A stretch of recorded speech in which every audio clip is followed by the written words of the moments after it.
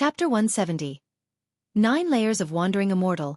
Roaming the heavens and earth, it took Guin a full 4 hours to advance from the 9th layer of the Nirvana realm to the 9th layer of the loose immortal realm. Upon reaching the loose immortal realm, his mana doubled, and he felt a significant release from many restrictions. These restrictions were the bonds that heaven placed on all beings.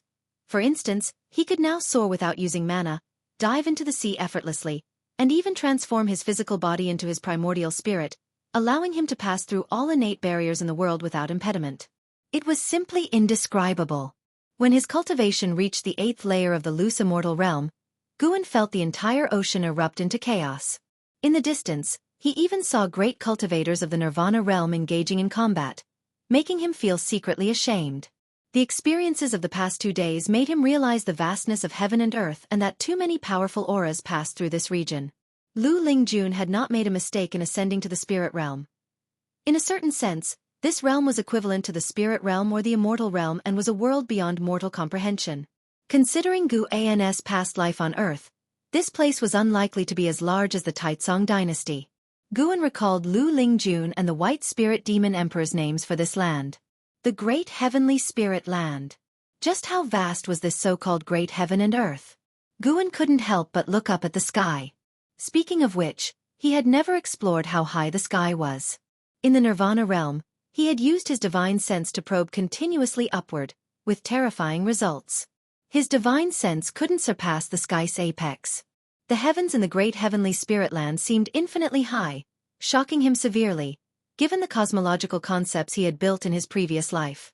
And now, in the loose immortal realm, Guin could faintly sense a mysterious force in the sky, a power that even loose immortals dared not rashly contact. It wasn't a living being's aura but more like the majesty of heaven. Guin took a deep breath and lowered his gaze back to his attribute panel, his eyes growing firm.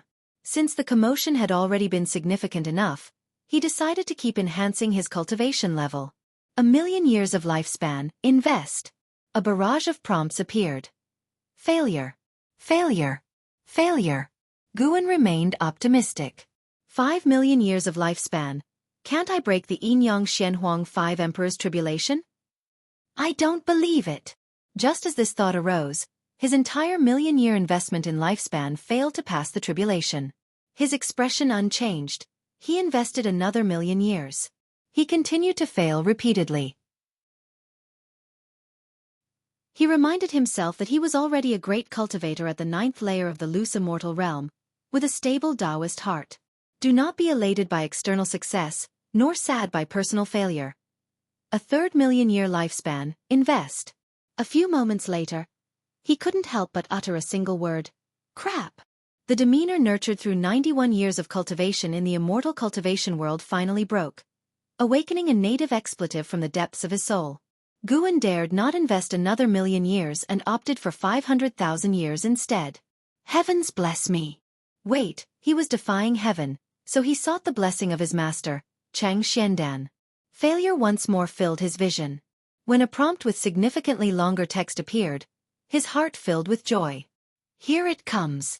After 35,000 years of chi absorption cultivation, using the great accomplishment in the heaven and earth primordial skill, you forcefully impacted the traveling immortal realm, began to cross the tribulation, passed through the Yin-Yang Xianhuang 5 Emperor's tribulation, successfully crossing the tribulation, and your cultivation level rose to the 1st layer of the traveling immortal realm. After 35,500 years of chi absorption cultivation, your cultivation level rose to the 2nd layer of the traveling immortal realm. After 36,000 years of chi absorption cultivation, your cultivation level rose to the 3rd layer of the traveling immortal realm. After 44,000 years of chi absorption cultivation, your cultivation level rose to the 9th layer of the traveling immortal realm. After 46,000 years of chi absorption cultivation, using the great accomplishment in the heaven and earth primordial skill, you forcefully impacted the heaven and earth flying immortal realm, began to cross the tribulation, but failed to survive the heaven and earth divine intent heavenly tribulation. The subsequent 4,000 years were filled with failures, with a tribulation every 2,000 years. Phew. The 9th layer of the traveling immortal realm. Exciting! The earth spirit energy surged upwards, and the sound of the earth groaned like a dragon's roar echoing in his ears, making him feel incredibly joyous. Heaven does not disappoint those who persist against life's odds. The heaven and earth flying immortal realm. Can one fly out of this sky? Guwen pondered this with infinite anticipation in his heart. Now he only had 1,600,000 years of life left. He couldn't dare to continue crossing tribulations. If he got carried away and drained his entire lifespan, resulting in sudden death, it would be too sorry for his current life. The 9th layer of the traveling immortal realm should be enough, right? Currently, on the mainland surface, there were no Nirvana realm experts. They might exist in the Demon Land or the 7-star spirit realm, but they were hidden. The 7-star spirit realm might have loose immortals, but could they defeat a traveling immortal like him? If such an old monster existed, Guwen could wait for decades until the million-year function activated, then he could boost up again. He didn't believe the 7-star spirit realm could defeat him with his cheats. No, I didn't really cheat. My cultivation level was achieved through my own efforts. Guwen comforted himself. The earth spirit energy poured into him far faster than before, and the lifespan barrier drew spiritual energy from a wide range, making Guwen feel powerful auras from all directions. Loose immortal realm auras had already appeared. Would traveling immortal realm auras appear next? Guwen felt secretly nervous. Having just reached this realm, he didn't want to confront anyone of the same level. As time went on, Guwen continually impacted the traveling immortal realm, and the mysteries of this realm gradually surfaced in his mind. Traveling immortal. An immortal roaming heaven and earth. From the 9th heaven to the depths of the earth, the primordial spirit and physical body merged, freely coming and going through heaven and earth. The primordial spirit was no longer fragile, possessing even greater power than the physical body. Reaching this realm, the power of the soul surpassed mana for the first time, and naturally, his mana also transformed. The 9 heavens of the immortal path, the higher one ascended, the greater the gap of each layer. While Guwen was immersed in his breakthrough, a colossal wave rolled up from the west, 1,000 feet high, shocking him to turn and look. With a thunderous crash, the island where Guwen resided was submerged by the wave, and before the island could re-emerge, the surrounding waters started churning violently. Guwen distinctly felt something hit the island, causing the mountain at the island's base to break, and he fell with it. The lifespan barrier's advantages were fully revealed. Though the barrier fell, he remained seated as if on the ground, without any jolts, and the earth spirit energy continued to flow into him. He looked up, through the surging seawater, and saw a colossal creature seemingly as vast as a mountain range moving through the sea. Its presence awe-inspiring. Deep-sea ancient whale, Nirvana Realm 8th Layer 87808/15000/180000. An 80,000-year-old sea demon. No wonder they said the ocean was more treacherous than the demon land. Guwen noticed other sea demons of various realms, finding them quite novel. Soon, his breakthrough approached a critical juncture, forcing him to close his eyes and focus entirely on understanding the traveling immortal realm's true essence. Time passed quickly. When Guwen opened his eyes, he had already reached the first layer of the traveling immortal realm, discovering himself at the sea floor. It was pitch black, surrounded by numerous mountains and countless sea demons, nary a living being without demon energy. Being in such an environment was inevitably frightening. Fortunately, Guwen sensed no aura of the traveling immortal realm. If a traveling immortal showed up, he would have to go all out next. From the 1st to the 9th layer of the traveling immortal realm required even more vast spiritual energy. The lifespan barrier continually drew earth spirit energy, causing even the seafloor to tremble slightly. An hour later, Guwen sensed intense activity in the distance, as if an underwater volcano erupted. Amidst the scorching seawater, an aura from the loose immortal realm emerged, chaotic and agitated. He vaguely heard a shout. Ha ha ha, the Taoist has finally broken free. 7 stars spirit realm, just you wait. Upon hearing this, Guwen was secretly delighted.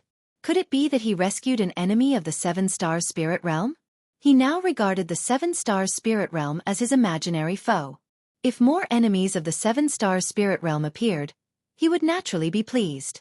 Even with the cultivation of the 9th layer of the traveling immortal realm, Guwen had no plans of single-handedly challenging the 7-star spirit realm. At least there needed to be someone openly sharing the burden of attention. He could venture into the 7-star spirit realm and deal with the strongest enemies but couldn't let everyone think he alone took it down. The 7-star spirit realm had existed for so many years. Who knew what connections it had across the ocean? The ocean was not short of immortal path life forms. Resolving this calamity surely meant another was on the horizon. Life was always filled with difficulties. If Guan could slow down each phase, it would be beneficial for him. Guan contemplated no further. As long as no one disturbed him, he could find peace even at the sea floor. He pulled up his attribute panel. The lifespan barrier rapidly consumed his lifespan. He had about 1,500,000 years left. After some thought, he decided to enhance his swordsmanship. He had hesitated to do so before, fearing an insufficient lifespan, but now with a remaining lifespan, he could proceed. He previously hesitated to upgrade the wood spirit sword technique. Now possessing the 5-element skill, there was no need to upgrade the wood spirit sword technique. He continued to enhance the Taitsong Divine Shocking Sword. This was the signature sword technique of Sword Venerable Fudao. More and more people recognized the Taitsong Divine Shocking Sword, which wasn't a good thing. He had to create a sword technique unheard of by the world. Let's start with a test of 200,000 years. Guan invested his lifespan into evolving and practicing the Taitsong Divine Shocking Sword, and a series of prompts appeared. 8,000 years later, the Taitsong Divine Shocking Sword was elevated to the vast star-suppressing Heaven Boundless Sword. The remaining 12,000 years were used to bring the vast star-suppressing Heaven Boundless Sword technique to the peak creation realm. Vast memories then flooded Guan's mind. The vast star-suppressing Heaven Boundless Sword used the stars to evoke sword intent, capable of suppressing heaven and earth, its sword chi boundless and immense, already containing the mysteries of great divine power. Half an hour later, Guan opened his eyes, brimming with determination. What a domineering vast star-suppressing Heaven Boundless Sword! With this sword unleashed, all sword cultivators under heaven would likely bow in submission, not daring to imagine surpassing his sword Dao. Guan was already fantasizing about the influence this sword technique's display would have. However, it couldn't be used recklessly.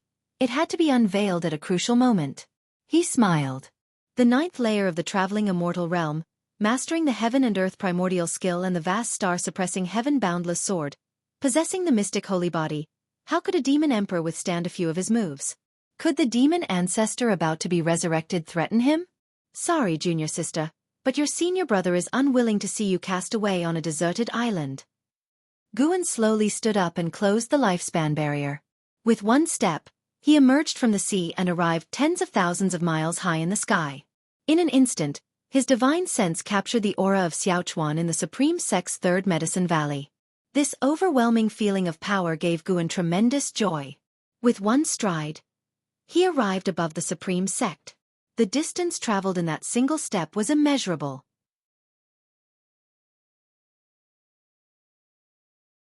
Chapter 171. Named Holy Land. Actually, Demon Cave. The Supreme Sect under the night sky was serene and peaceful. Guan's divine sense encompassed the entire Supreme Sect. He saw the hidden spaces seemingly exposed before his eyes. Each cave residence laid bare. There were even small realms similar to the Manifest Holy Cave, though those small realms were far less extensive than the Starmaster Cave. The Supreme Sect had 4 mystic heart realm cultivators. Ancestor Shen Quan, Lu Lingjun, and 2 supreme elders whom Guan had never seen before. One was a woman whose presence he had sensed in the inner sect's book collection hall. One had to admit, the foundation of the Supreme Sect was strong. Guan noticed LV Batian practicing energy in his cave, seemingly still striving to break through to the mystic heart realm. LV Batian treated Guan well. Guan started to consider secretly assisting him during his next tribulation crossing. Then, Guan returned to the Mystic Valley. He stepped into the pavilion, sat on a chair, and stretched lazily. Home was always the most comfortable. Guan closed his eyes and began to savor the experiences of the past 2 days. The mysteries of the wandering immortal realm, the vastness of the heaven and earth primordial skill, and the wonders of the mystic holy body. Too many things were worthy of reflection and appreciation. Until morning came, Guan went downstairs to lead his disciples in exercises, then returned to his room. The disciples did not notice Guan's changes because the gap in cultivation levels was too vast. The disturbances in the ocean did not reach the continent, and over the next 3 days, Guan did not sense the divine senses of nirvana or loose immortals sweeping across the continent, which put him at ease. After 3 days, he continued harvesting medicinal herbs. His lifespan was just over 1. 4 million years, with the lifespan barrier alone consuming hundreds of thousands of years. For the next lifespan function activation, he would need to accumulate 100 million years of lifespan. The mere thought made Guan's scalp tingle. 100 million years of lifespan was no easy task, certainly not the work of 2 or 3 decades. At his current rate of 200,000 years of lifespan income per year, it would take about 5 centuries. He had to strive harder to increase his annual lifespan income. In the morning, he went to the Third Medicine Valley. In the afternoon, he visited Tianya Valley.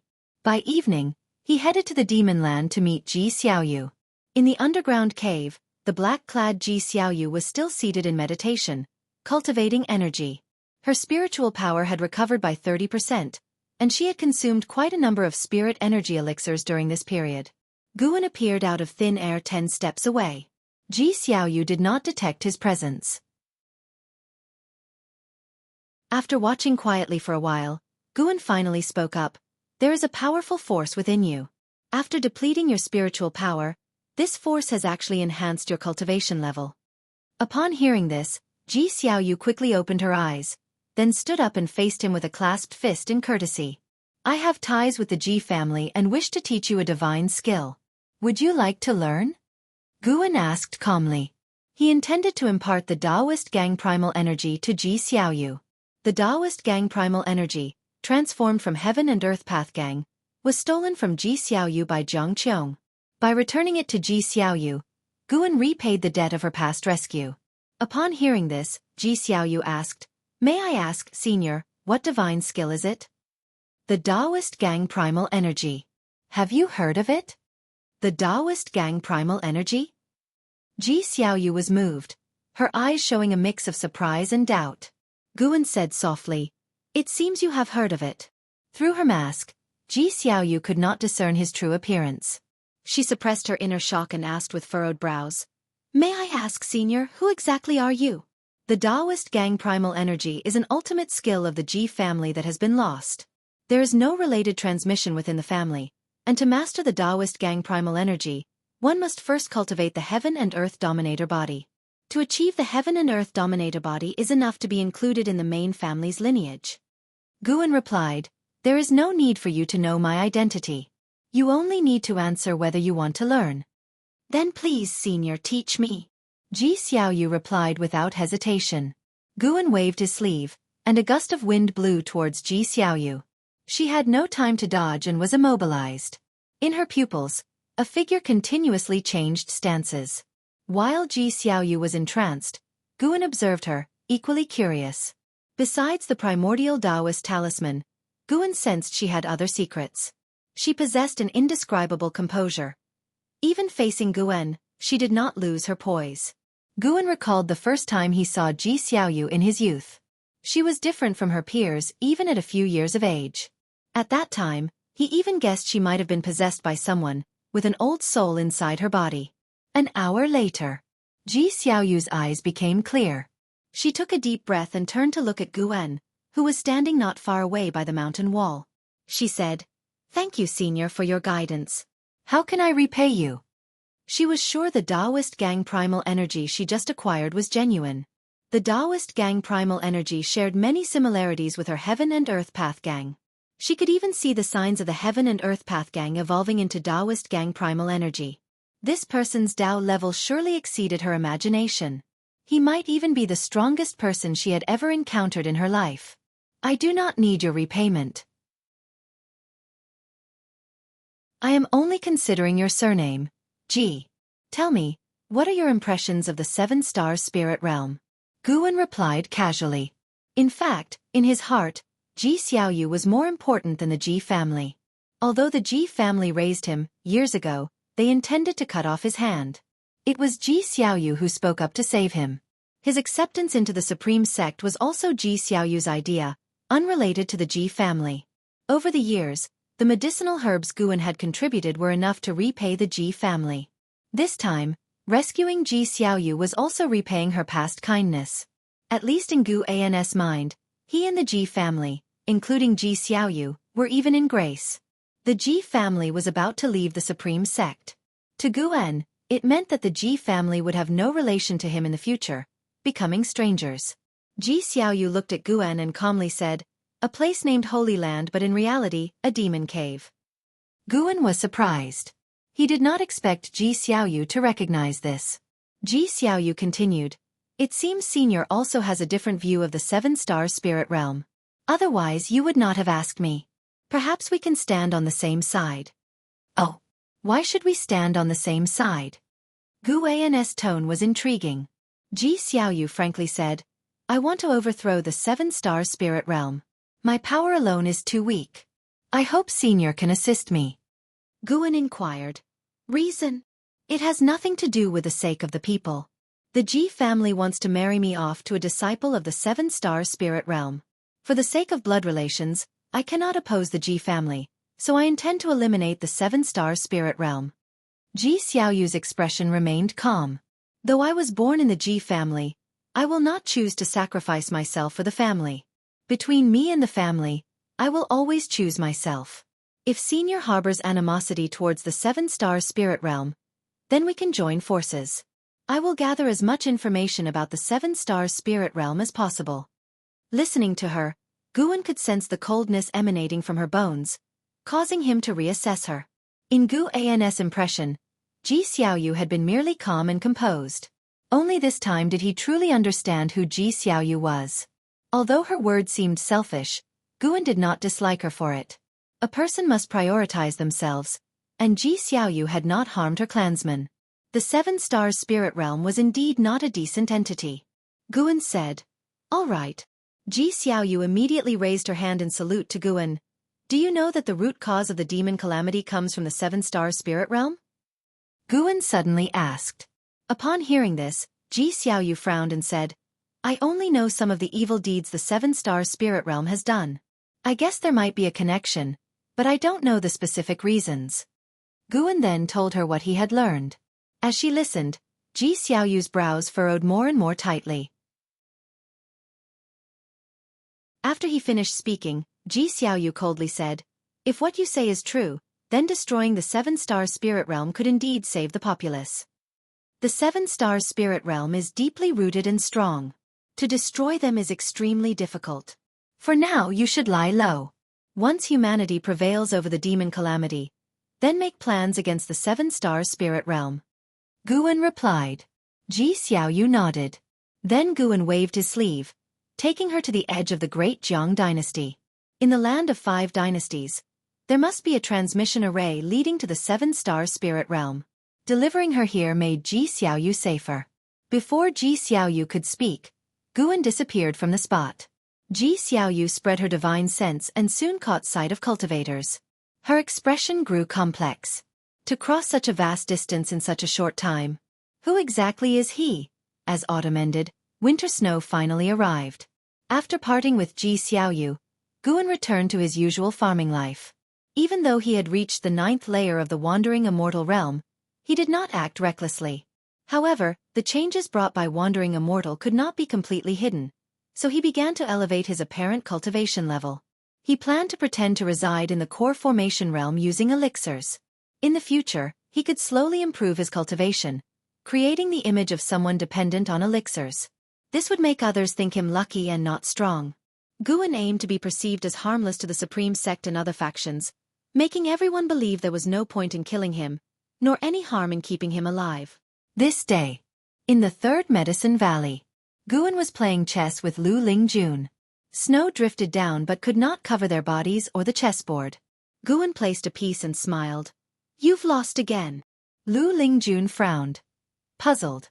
She had calculated countless scenarios. How did she still lose? It didn't make sense, she thought. She was in the mystic heart realm. Unable to restrain herself, she asked, "Why can't I beat you?" "You're too hasty. Being hasty leads to flaws." Guan replied. Chess was something he brought to this world. How could he lose? He had to defend the dignity of Huaxia people. Lu Lingjun couldn't help but ponder. At that moment, a figure flew over. Elder Gu Zong's son, Gu Yu. He quickly landed beside Guan, excitedly saying, "Guan, the true inheritor disciple has returned. He's planning to lecture in the inner sect after the new year. You have to listen. They say he's now in the Mahayana realm." Hearing this, Lu Lingjun grew interested too. 4 mystic heart realm cultivators. The most intriguing subject was how to reach the Mahayana realm. Guan couldn't help but ask, really? What is the true inheritor disciple's name? Yesterday, he had sensed a Mahayana realm cultivator enter the supreme sect. As elders had personally received the person, he hadn't paid much attention. Of course it's true. His name is Shen Tianyi. With a Mahayana cultivator like him, we'll have a better chance against the demon calamity. He said if he'd come back earlier, dealing with the 6-headed sea dragon, another Mahayana cultivator, would have taken just a single move. Gu Yu said excitedly, his face full of admiration.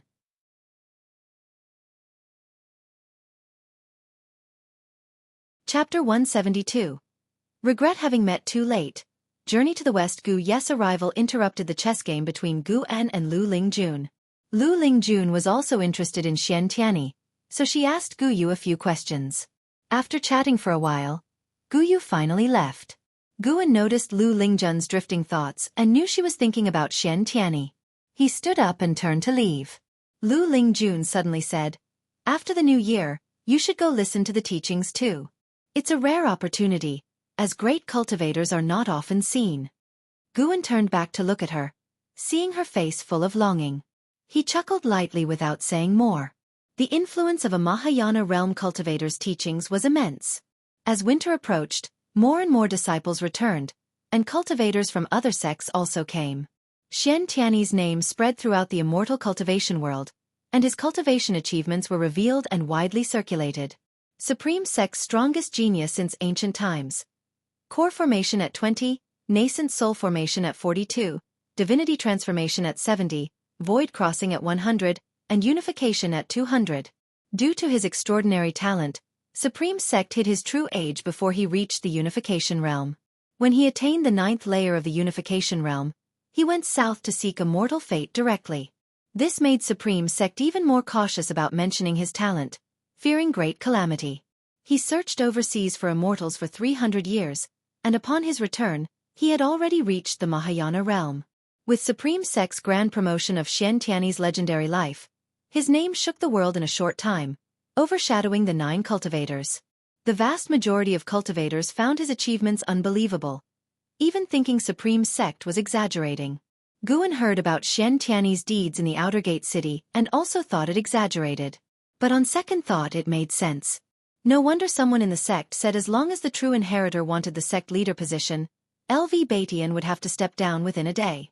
In the face of such talent, no matter how great LV Batian's contributions were, he had to concede. Although Shen Tianyi's growth trajectory defied the understanding of ordinary cultivators, his return indeed boosted Supreme Sect's morale. Even before the new year, the Outer Gate City already had a festive atmosphere. Amidst the vast winter snow, Gu En arrived at the 3rd Medicine Valley from Mystic Valley. As soon as he arrived, he sensed 2 auras, one of which was unmistakably at the Mahayana realm. Shen Tianyi was here. Gu En's expression remained calm as he walked towards his loft. Upon pushing open the door and entering the room, he saw 2 people inside, the vice sect leader Jihan Tian and a man in green robes. Shen Tianyi, dressed in green robes, looked youthful, making it hard to imagine he was a Mahayana cultivator, more like a young disciple. "Gu En, you finally arrived. Close the door and sit down for a chat," Jihan Tian said with a smile, as if he were the master of the loft. Gu En didn't mind. After closing the door, he came forward and cupped his hands in respect. Before Jihan Tian could introduce him, Shen Tianyi spoke first. "You are Panin?" Shen Tianyi, Mahayana Realm, 6th layer 598/4800/5000. Seeing Shen Tianyi's lifespan, Gu En was secretly astonished. 5,000 years, the extreme lifespan cultivation reached so quickly? Looking at it this way, Shen Tianyi would surely undergo nirvana within 4,500 years. By then, breaking the heavenly destiny would achieve another extreme lifespan. Based on Gu An's experience, Shen Tianyi's spirit root qualification should be equivalent to the 5,000-year extreme lifespan level. At least his physical qualifications weren't as good as Ji Xiaoyu or Hao, but his comprehension must have been astonishing, combined with extraordinary opportunities to achieve his current state. Guan pretended to hesitate and looked towards Ji Hantian. Ji Hantian smiled. Speak truthfully, this is our sect's true inheritor, Shen Tianyi. He is not an outsider. He is Supreme Sect's most prized disciple. Ignoring the compliment, Shen Tianyi continued to curiously observe Guan, his eyes bright. Guan immediately responded, Indeed, I have a pen name called Pan En. Shen Tianyi smiled, saying, Your investiture of the gods is very good. Someone gave it to me earlier, and I enjoyed it very much. I even had it mass-produced and spread overseas. Your book is widely popular on the seas, much more so than my own writings. Thank you for your appreciation, Senior. May I ask what book you wrote? Guan cupped his hands in thanks and inquired. Shen Tianyi coughed lightly and said, I just wrote something casually. It doesn't compare to Investiture of the Gods. His book is not worth mentioning. Ji Hantian shook his head with a smile. This made Guan even more curious about what Shen Tianyi had written. However, Shen Tianyi didn't want to talk about it and instead started discussing Investiture of the Gods. Facing his inquiries, Guan had to answer each one, and Ji Hantian didn't interrupt anymore. He got up and left, closing the door behind him. Shen Tianyi didn't have the pride typical of a Mahayana cultivator. When he talked about some of the plots in Investiture of the Gods, he became indignant, especially over the story of Neza cutting his bones to return to his father and flesh to his mother, which greatly angered him. Guan couldn't remember Investiture of the Gods word for word, so he expanded many stories in the book, like Neza cutting his flesh to return to his parents and Yang Jian rescuing his mother at Peach Mountain, making the characters more three-dimensional. This was also why Investiture of the Gods became so popular. Shen Tianyi was very curious about how Guan wrote such an extraordinary book. Guan replied that he met an immortal in his dreams who touched his forehead, suddenly enlightening him. It was sudden because he could never write another divine work like Investiture of the Gods afterwards. Your Supreme Immortal Venerable and Shattering Void are also good, but I still think they fall short of Investiture of the Gods, Shen Tianyi said with lingering interest. Guan didn't argue, but asked what book he had written. Shen Tianyi suddenly looked embarrassed and mumbled. Guan seized the opportunity, constantly asking questions, and finally, Shen Tianyi revealed the book's title. What? Green Hero Travel is your work? Guan exclaimed, slapping the table in excitement. Whether it was Shen Tianyi's illusion or not, he felt an inexplicable panic for a moment, unsure if he was scared by Guan or had a guilty conscience. He nodded reluctantly. Guan raised his hand and took out a copy of Green Hero Travel from his storage bag, which made Shen Tianyi emotional upon seeing it. I love Green Hero Travel. I've read every copy at least 100 times. Guan went on and on about his love for Green Hero Travel. Shen Tianyi listened, feeling unprecedentedly moved in his heart.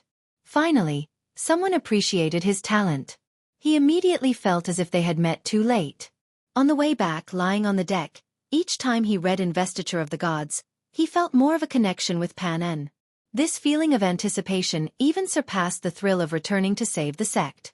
Sure enough, Pan En was the soulmate he had been seeking all his life. The more Shen Tianyi thought about it, the more excited he became. He suddenly stood up, grabbed Guan's shoulders with both hands, and said, Pan En no Guan, let's become sworn brothers.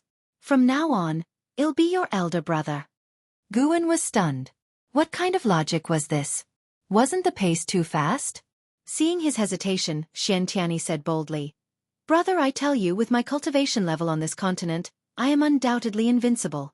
Swear brotherhood with me, and no one will dare to bully you anymore. I heard that LV Batian wants to take you as a disciple? Don't listen to him. His defying fate divine skill is dubious and sinister. I can teach you my divine skill. With our brotherhood, I won't say I'll help you defy heaven and change fate, but leading you to the unification realm won't be difficult. Initially, Guan wanted to refuse, thinking it absurd to become a younger brother to him, a wandering immortal. But Shen Tianyi's latter words tempted him. He was worried about how to live for 1,000 years in the future. Normally, once he reached the divinity transformation realm, people wouldn't consider him ordinary anymore. Now, if he reached the unification realm with Shen Tianyi's help, people would at most admire him and not see him as a threat. However, Guan decided to put on an act. So, he pretended to decline. Shen Tianyi didn't give up, and after several attempts, Xian Tianyi got angry, forcing him to agree. Since brother appreciates me, I'll call you Brother Xian from now on, Guan said helplessly. Xian Tianyi smiled broadly, taking out a jade scroll. Hey, race my cultivation technique. Take it and practice. After the new year, I'll send a batch of cultivation resources to you. This isn't good, right? Guan said, holding the jade scroll with embarrassment. Xian Tianyi glared. If you feel bad, then write a second investiture of the gods. Stop writing Shattering Void. It's too absurd and tasteless. Guan, holding on to the advantage, could only laugh. All right, I'll definitely write it. Oh, do you already have a plan? It's called Journey to the West. I'll tell you in advance. Journey to the West? It doesn't sound as good as Investiture of the Gods. You should think it over again. Haha, you don't understand. You'll know when the time comes. Xian Tianyi didn't continue to criticize Journey to the West. Instead, he started talking about another book and took out a book. The inspiration for Green Hero Travel came from this. Xian Tianyi said mysteriously, raising the book in his hand. Guan looked down, his eyelids twitching. He then took out a book from his storage bag. Xian Tianyi was dumbfounded upon seeing it. How do you also have Taoist Xuanchuan? Xian Tianyi asked, his eyes wide with excitement. Elder Su Lu from the book collection hall gave it to me. So you're the descendant who keeps asking for Taoist Xuanchuan. Ha ha ha, we truly have a fated connection. I had someone bring this book back for him. Xian Tianyi was overjoyed, pulling Guan to start discussing Taoist Xuanchuan. Their conversation lasted until dusk without ending. During this time, Ji Hantian knocked on the door but was driven away by Xian Tianyi. Only at dawn did Guan escort him down the stairs. Watching Xian Tianyi's departing figure, Guan's face was full of smiles. After chatting all night, he didn't feel tired. Both felt as if they hadn't had enough. Had Xian Tianyi not had other important matters today, they could have continued talking. Lu Lingjun suddenly walked over and asked, "Is he the true inheritor?" Guan nodded. Lu Lingjun examined him with a peculiar look in her eyes, asking, "You spent a day and night together, you didn't?" "Didn't what?" It's rumored that some great cultivators, after experiencing mortal pleasures, seek new interests to fill the void in their hearts, like homosexuality. Lu Lingjun trailed off, but Guan already understood. Guan rolled his eyes and snorted. "Oh? You guessed it? Then don't ever think of me as your Taoist friend." Lu Lingjun, seeing his expression, pursed her lips and smiled. "Looks like I overthought."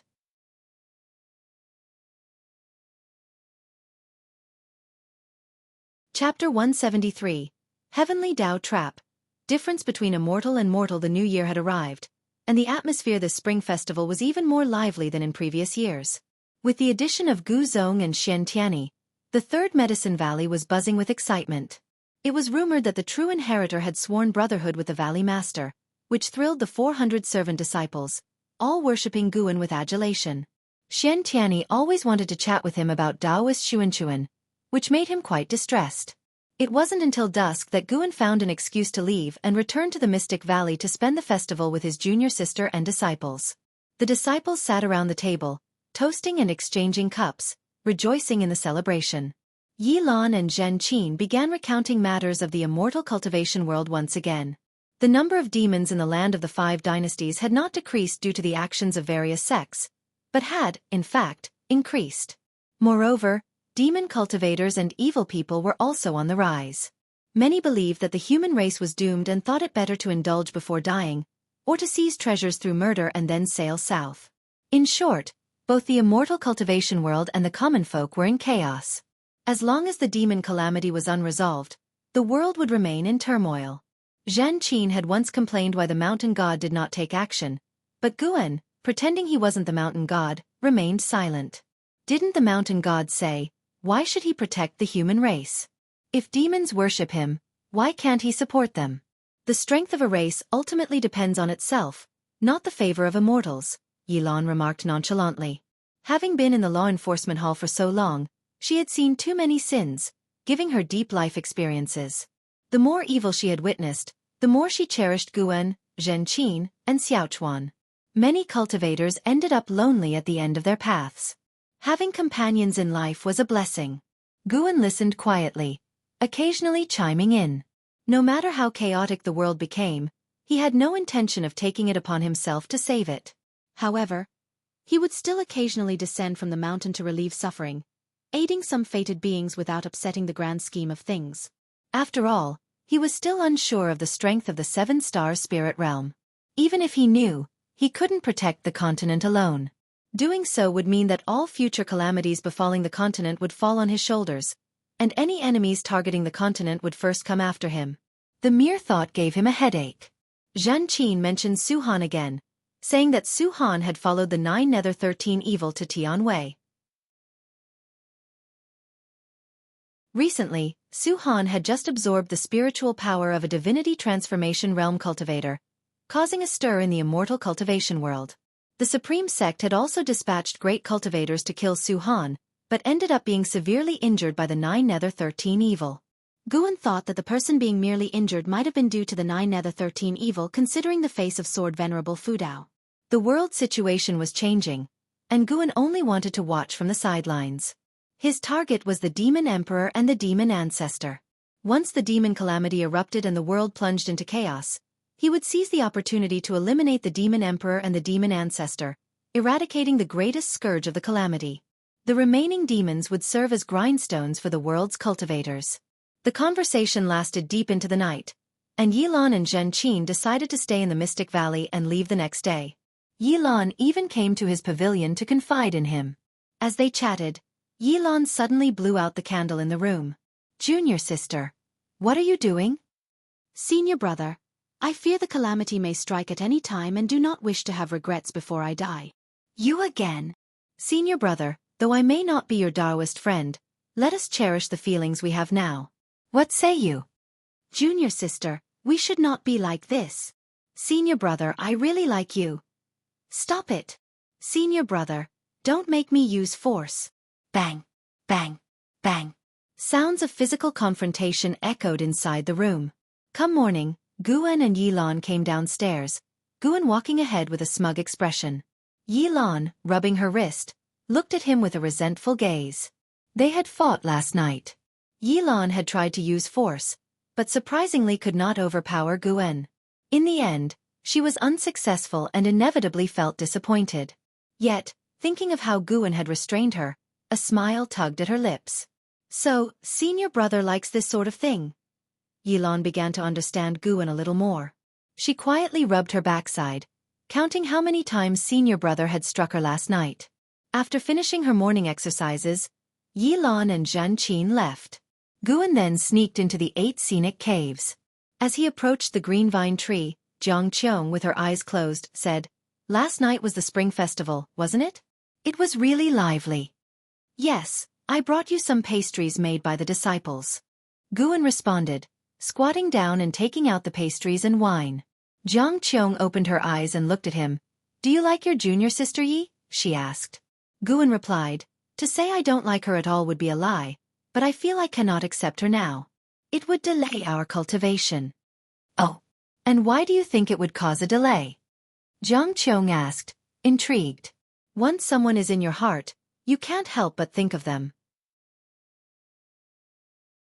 If the relationship is confirmed, feelings turn into responsibility, and you'll consider that person in everything you do. This inevitably affects your cultivation. I'm not afraid of being affected myself, but I hope she can cultivate peacefully without my influence," Guan said earnestly. He spoke from the bottom of his heart. Yilan had poor aptitude and now needed to find a way to cultivate the primordial reincarnation skill to change her extreme lifespan. Guan could choose to accompany her for the last 100 years of her life, but he didn't want her to have only 100 years now. If love lasts forever, why not cherish every moment together? Guan raised his wine cup, offering it to Jiang Qiong. Jiang Qiong looked into his clear eyes, feeling as if she was seeing him for the first time. This boy still had a romantic heart. Jiang Qiong asked, "How do you know you'll definitely live longer than her? What if you die first, and her years of painstaking cultivation lead to a regretful second half of her life? What then?" Guan smiled proudly. "To be honest, I now possess 2 slices of the Medicine Valley, with an endless supply of medicinal herbs. Even if I don't cultivate much, Living a few hundred years just by relying on elixirs isn't hard. A few hundred years? Jiang Qiong found it amusing. This boy's perspective was really narrow. But for some reason, the thought of Guan passing away in a few hundred years while she continued to pursue the elusive immortal path made her inexplicably uneasy. Come on, drink. Not drunk, no return.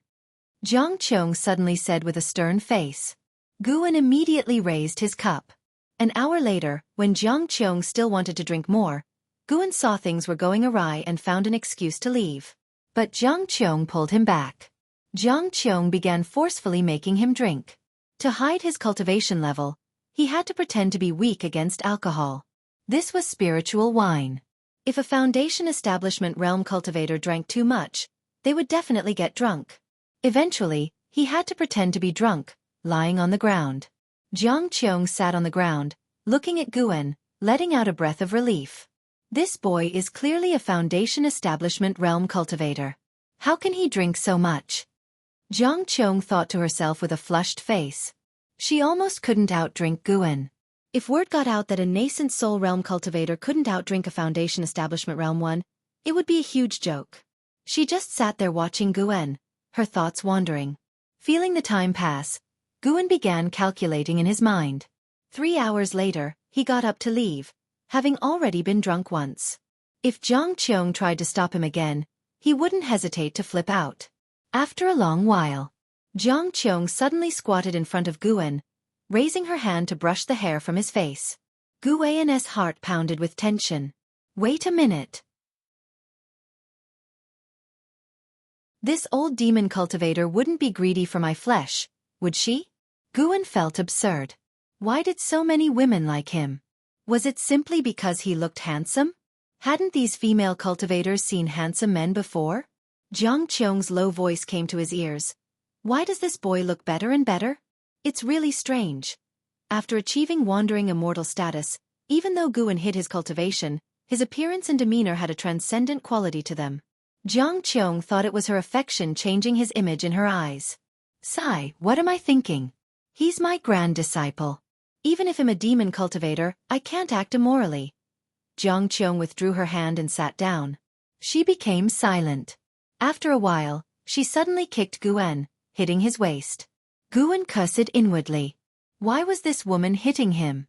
She kicked him again, and Guan rolled away, putting distance between them and shouted, More drink! What master? I don't recognize you. You definitely can't outdrink me. Seeing his drunken state, Jiang Qiong couldn't help but laugh. After that, Jiang Qiong didn't act out again. When the 3-hour period ended, Guan groggily got up, seeing Jiang Qiong meditating. He immediately snuck away. Though Jiang Qiong didn't open her eyes, a smile crept onto her lips. After leaving the 8 scenic caves, Guan went to the Nianchu Cave of Heavenly Phoenix Mountain. After picking some medicinal herbs, he sternly guided Tian Yaoer in her cultivation. He vented his frustration from Jiang Qiong on Tian Yaoer. Tian Yaoer didn't mind though. When Guan was about to leave, she clung to his arm, trying to pester him further, causing him to quickly vanish on the spot out of fright. Back at the 3rd Medicine Valley, Guan kept pondering a question. Was it that spring had come and everyone was more prone to emotions, or was he just unlucky? Why did Yilan, Jiang Qiong, and Tian Yaoer all come onto him? Fortunately, Lu Lingjun only indulged in banter and didn't actually treat him as a Taoist friend. These were all traps set by the Heavenly Tao. The Heavenly Tao wanted him to be ensnared by these women's affections, dragging him into worldly conflicts. Sooner or later, the 3 women would encounter various troubles. If he were bound to them, how could he stand idly by? Intervening more frequently would eventually attract the attention of powerful enemies. The concept of causality was complicated. The higher his cultivation, the more Guan respected causation. The intersections of fate in the mortal world seemed random, but in reality, followed certain laws. Guan pondered as he walked toward his pavilion, contemplating the way of cause and effect. In the distance, Xiao Chuan stood by the wooden fence, watching his spirit dogs playfully fight. His gaze suddenly caught sight of Guan ascending the stairs. For some reason, Xiao Chuan became lost in thought. The feeling Guan gave him was indescribable, as if his senior brother could fly away at any moment. This feeling was quite strange. He came back to his senses and smiled self-deprecatingly. Senior brother has already sworn brotherhood with Mahayana cultivators. He's long been a different league from me. I only rely on his care to live. When I pass away, he will still be young. Feeling melancholic, Xiaochuan sighed. He was envious but bore no jealousy towards Guan, believing his senior brother deserved his current status. When he died, if there truly were an underworld, he would pray for his senior brother, wishing his immortal path smooth and worry-free. Uncle Xiaochuan, the white spirit rat is back. An Exian suddenly ran over, interrupting his thoughts.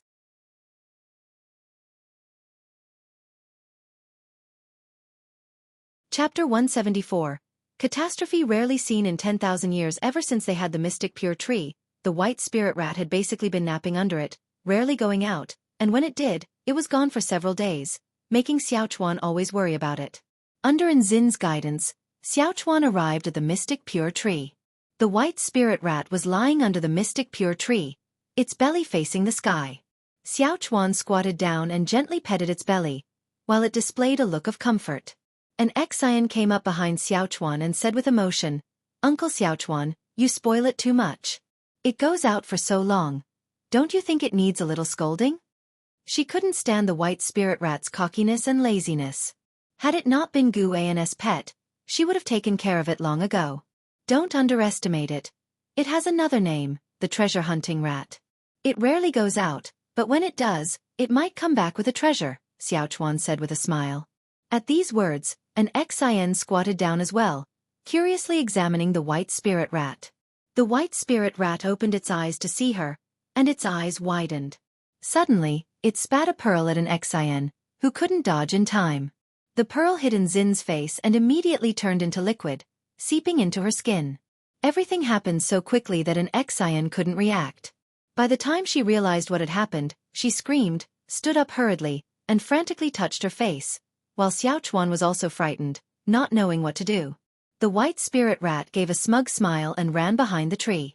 Guan heard Enzin scream and rushed over immediately, followed by other disciples. "Don't move, let me see." Upon hearing Guan's voice, an Exian calmed down instantly and let go of her hands.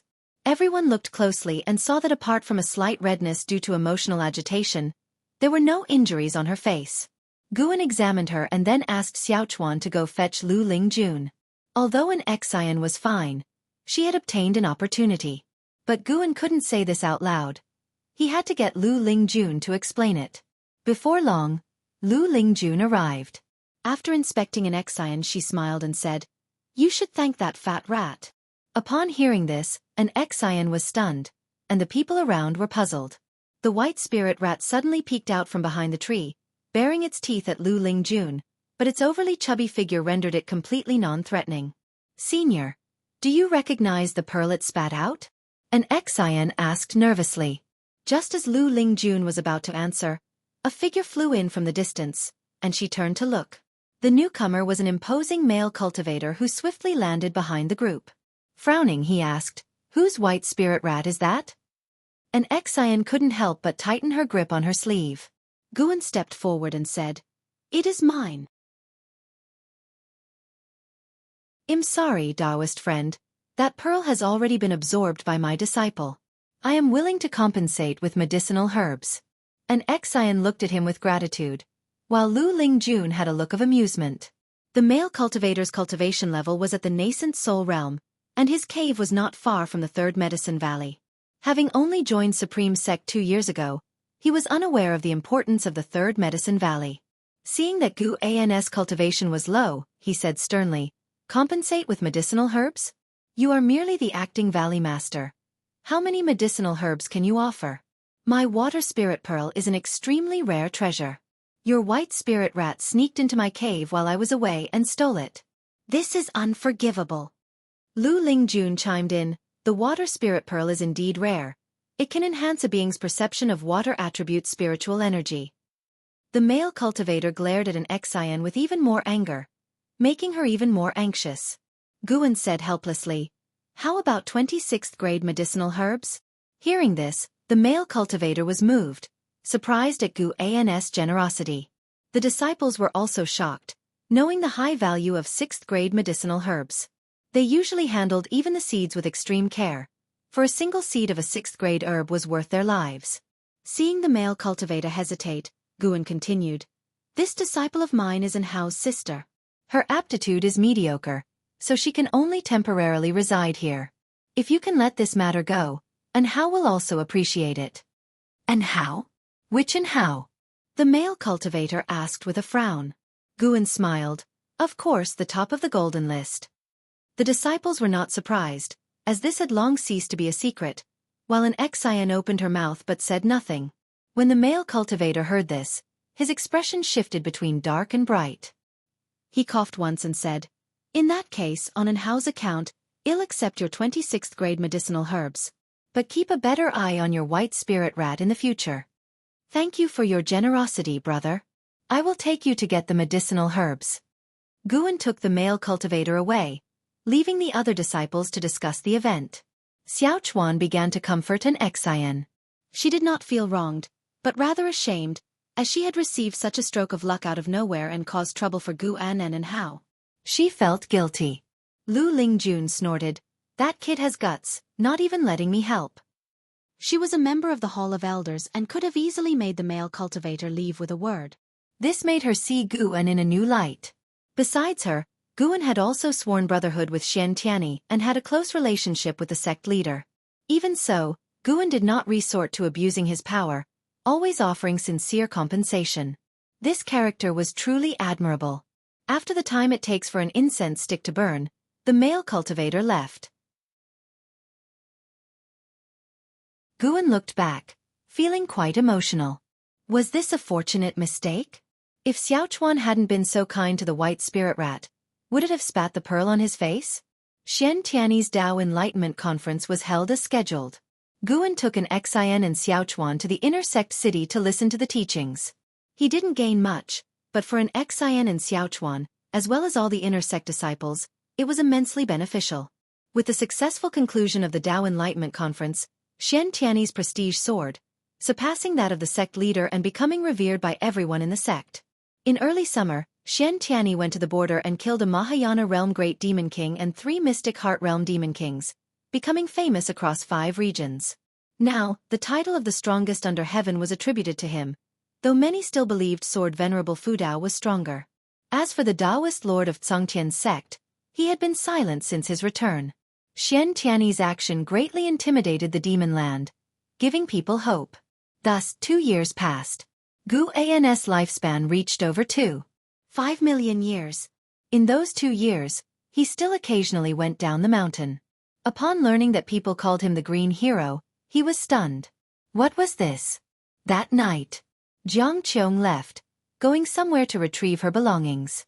Guan could only wish her safety, unable to stop her. After leaving the 1,000-mile range of Supreme Sect, Jiang Qiong walked through the mountains and forests. Clad in a long black robe, she looked like a ghost.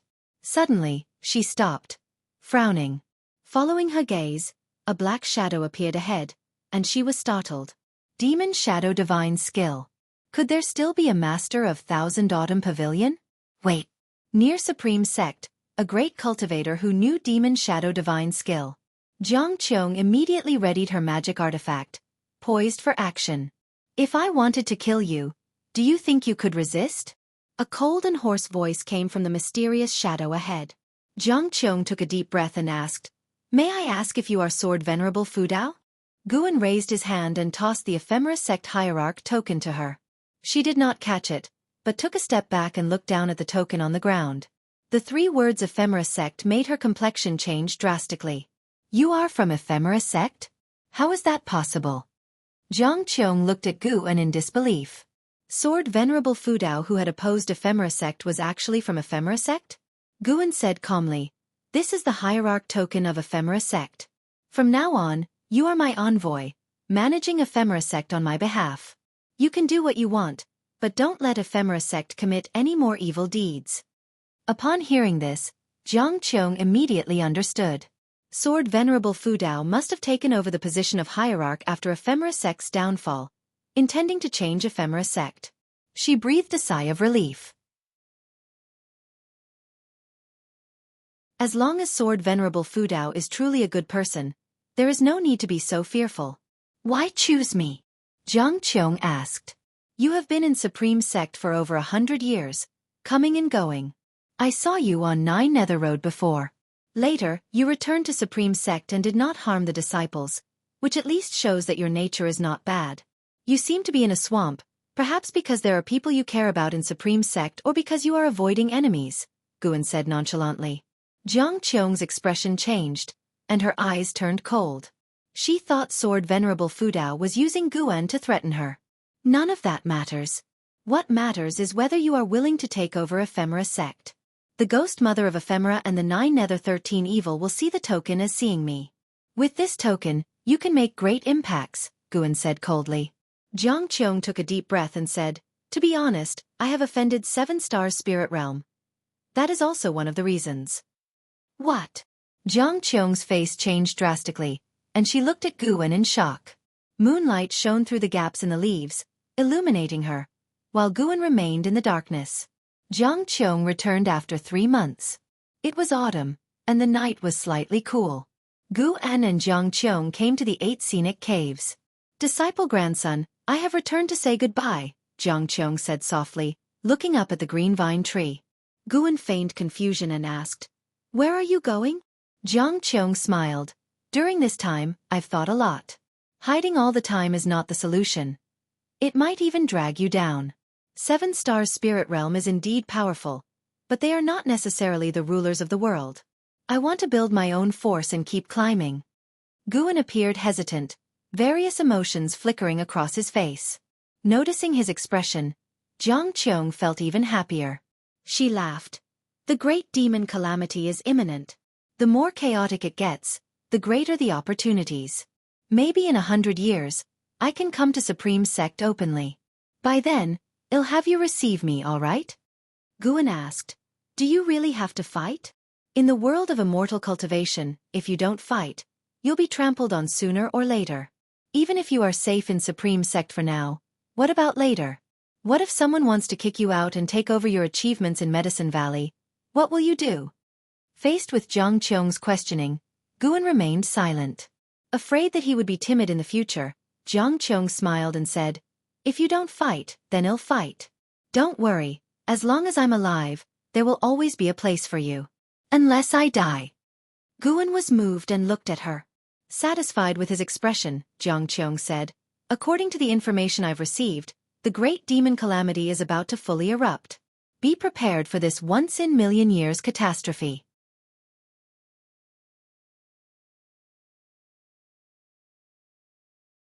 Chapter 175 Su-Han's Envy. Demon Ancestors Resurrection. Jiang Qiong returned home but stayed only for 1 night before leaving. Guan could sense her renewed fighting spirit, much like when she first restored her physical body, full of vigor. Guan also had high hopes for her future. If she could lead the remaining followers of the Ephemera Sect onto a righteous path, it would be a meritorious deed. Although the Ghost Mother of Ephemera was using Su-Han, they merely desired to return to their homeland. Meanwhile, Su-Han needed someone to protect him. Both sides were using each other, and who would have the last laugh depended on their own abilities. Everyone had their own life journey. Even those closest to Guan, Yilan, Zhan Qin, and Li Ya, were living their own lives of immortal cultivation, only occasionally visiting Guan for a chat. After Jiang Qiong left, Guan's life continued as usual. Even though he had reached the 9th layer of the wandering immortal realm, he did not find planting flowers and herbs tedious, as he had higher goals to pursue. Since the medicinal herbs had to be picked personally to gain lifespan, Guan rarely used his clone technique. As for receiving guests and handling matters, he was too lazy to use his clones. Throughout the year, the instances requiring another persona to handle were few and far between. Such occasions added variety to his tranquil life, which he naturally enjoyed experiencing firsthand. Every day held fascination for Guan Tianwei. Heavenly Palace Mountain. Heavenly Palace Mountain was nestled among vast mountains, with a massive palace sitting at the peak. A stone staircase extended from the foot of the mountain to the summit, unobstructed by trees. Thus the palace was referred to as the Heavenly Palace, and ascending the mountain was lauded as reaching the heavens. On the ascending heaven steps of Heavenly Palace Mountain, Su-Han approached with a bone sword in his hand. His black robe fluttered, and his long hair danced in the wind. He looked up at the figure on the mountaintop, a look of unwillingness on his face. The person standing at the summit was Enhao. Enhao wore a gold-trimmed white robe, with a dragon crown on his head. His wrist guards, belt, and boots were all exquisitely ornate and gleamed with brilliance. He looked down on Su-Han from the mountaintop, a smirk of arrogance and pride playing on his lips. Hateful heaven divine sword?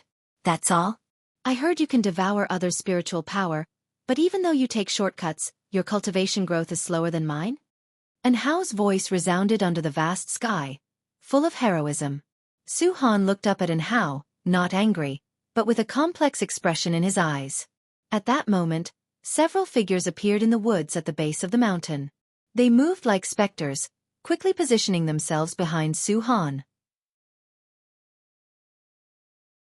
9 Nether 13 Evil. Su-Han raised his sword to block them. The third of the 9 Nether evil spirits, Li San-yu, said in a deep voice. If you don't deal with this boy, you won't be able to devour the cultivation of those cultivators in the palace. Su-Han responded calmly. He's from the Supreme Sect. I don't want to deal with a disciple of the Supreme Sect. The seventh of the 9 Nether evil spirits, Li Chio, mocked. You can injure him without taking his life. Seeing the 9 Nether 13 evil appear, Enhao squinted. He raised his right hand, and a long sword materialized in his palm. Bathed in sunlight, the blade glimmered with a radiant arc. Su-Han frowned, hesitating. The 9 Nether 13 evil did not wait for him to decide and started to ascend the steps. Rumble, clouds in the sky churned, quickly transforming into thunderclouds. A powerful sword intent enveloped the 9 Nether 13 evil and Su-Han. Su-Han's eyes widened, looking up at Enhao in horror, unable to maintain his composure from before.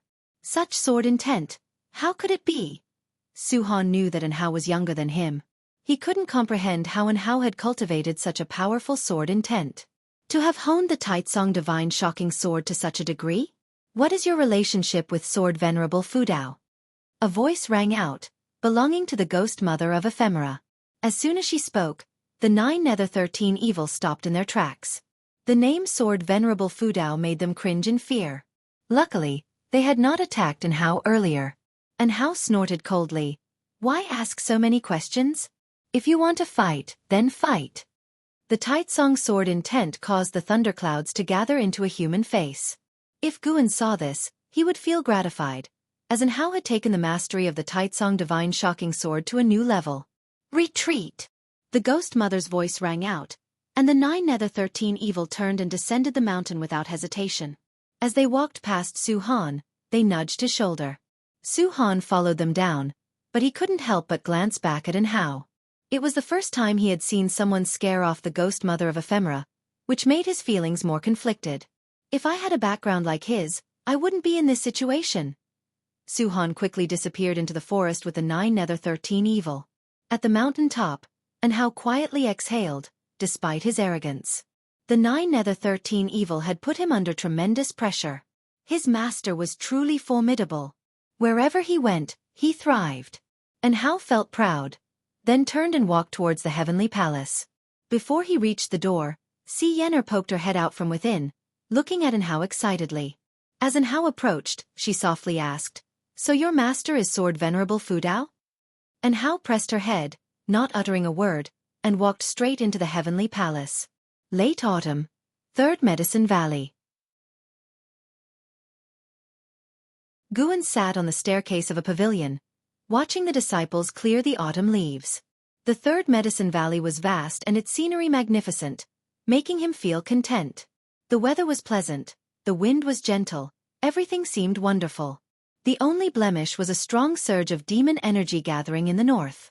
Guan used his divine sense, at the wandering immortal realm, to see endless demons surrounding a mountain. The mountain appeared as if it had been sliced by the heavenly sword, its top flat, with an altar standing on it.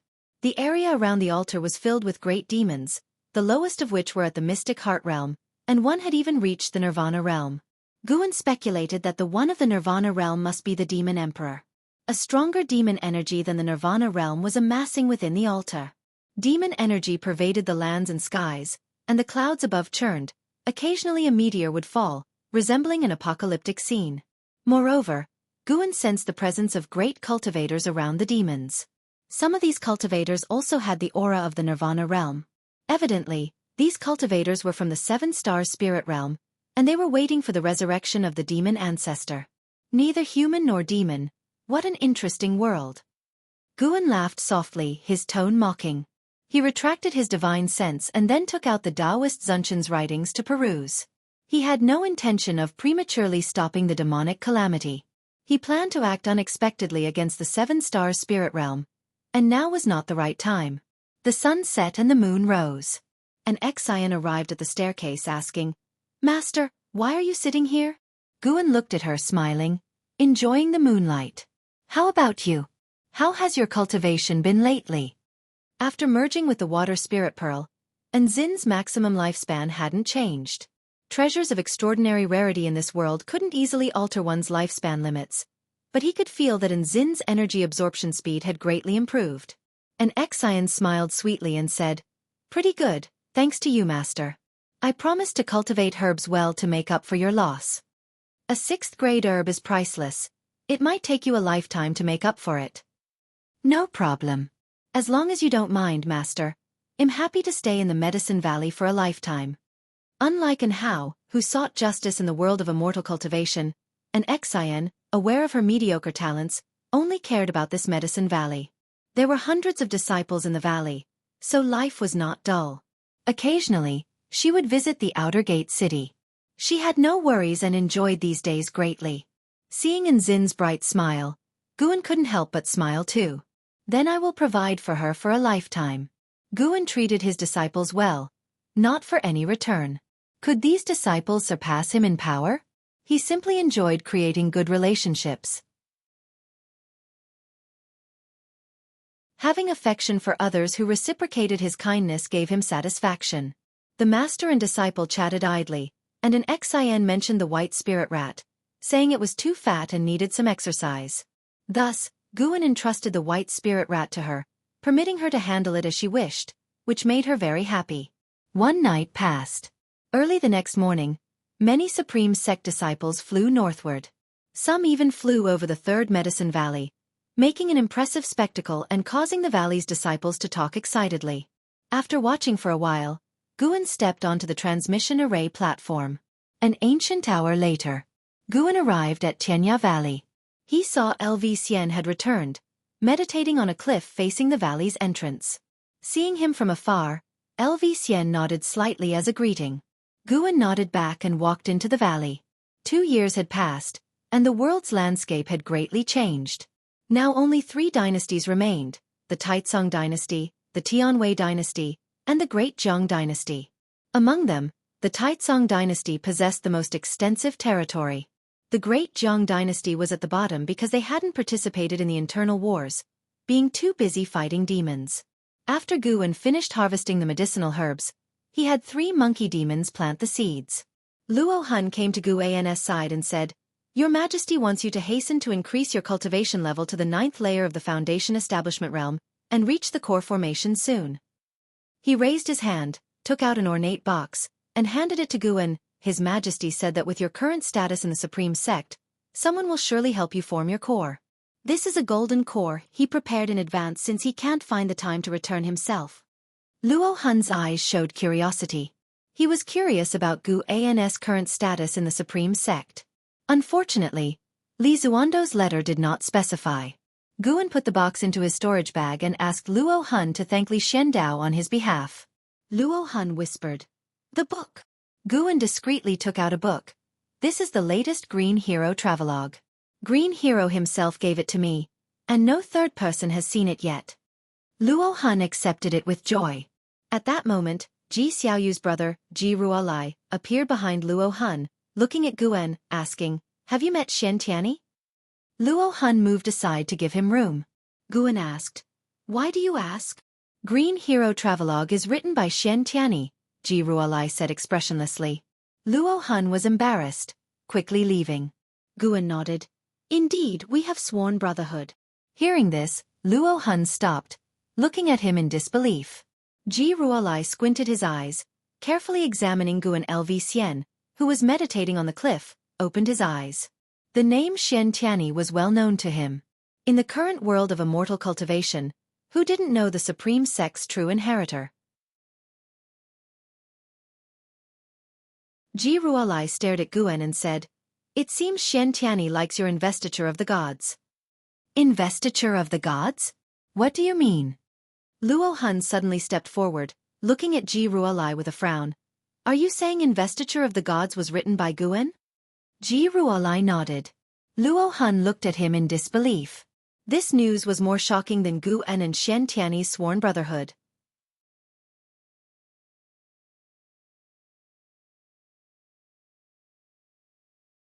Chapter 176 The Eyes Peeking at All Beings. Guan Panan? Luo Han looked at Guan, thinking in a daze. His expression made Guan very displeased. What do you mean by this? Disappointed? Guan was not afraid of Pan An's identity being exposed now. Not to mention his cultivation level. Just his backing was enough to handle all the trouble he could encounter. Don't think that Guan has killed many strong people, but those strong people had no direct enmity with him. Currently, the enemies he could provoke would hardly exceed the divinity transformation realm. Even LV Xian in the distance felt shocked. Guan was Panan? He knew that Guan had extraordinary cultivation talent but did not expect him to have such skills. At this moment, LV Xian once again felt his own mediocrity. He realized that true geniuses never show off their talents. They disdain comparing themselves with others. Ji Ruolai looked at Guan and said, "My third sister wrote to me, asking me to take good care of you. She greatly appreciates your decision to stay at the Supreme Sect instead of following the Ji family in relocating." Upon hearing this, Guan could only say, "I am cultivating in the Supreme Sect. At a time of crisis, I cannot run away. Moreover, I don't need to go to the battlefield, so I must do my part from the rear." Ji Ruolai nodded, with a look of admiration in his eyes. The three chatted for a while before Guan took the opportunity to bid farewell and leave. Watching his departing figure, Ji Ruolai chuckled softly and said, "Being sworn brothers with Xian Tianyi, his cultivation level no longer matters. From now on, I have to treat him as a great personage." Luo Han did not respond but muttered, "Why could he write the investiture of the gods? I can accept that he wrote the Green Hero Travelogue. Don't think that he now loves reading the Green Hero Travelogue and Taoist Xuanchuan, but in his heart, investiture of the gods was the masterpiece. The former satisfies his desires, while the latter is his life pursuit." Early winter. Just at dawn, a terrifying demon energy came from a distance, startling everyone at the Supreme Sect. In Mystic Valley, the servant disciples practicing exercises with Guan also noticed it, all turning to look in terror. They had never felt such dreadful demon energy, making them instinctively fearful.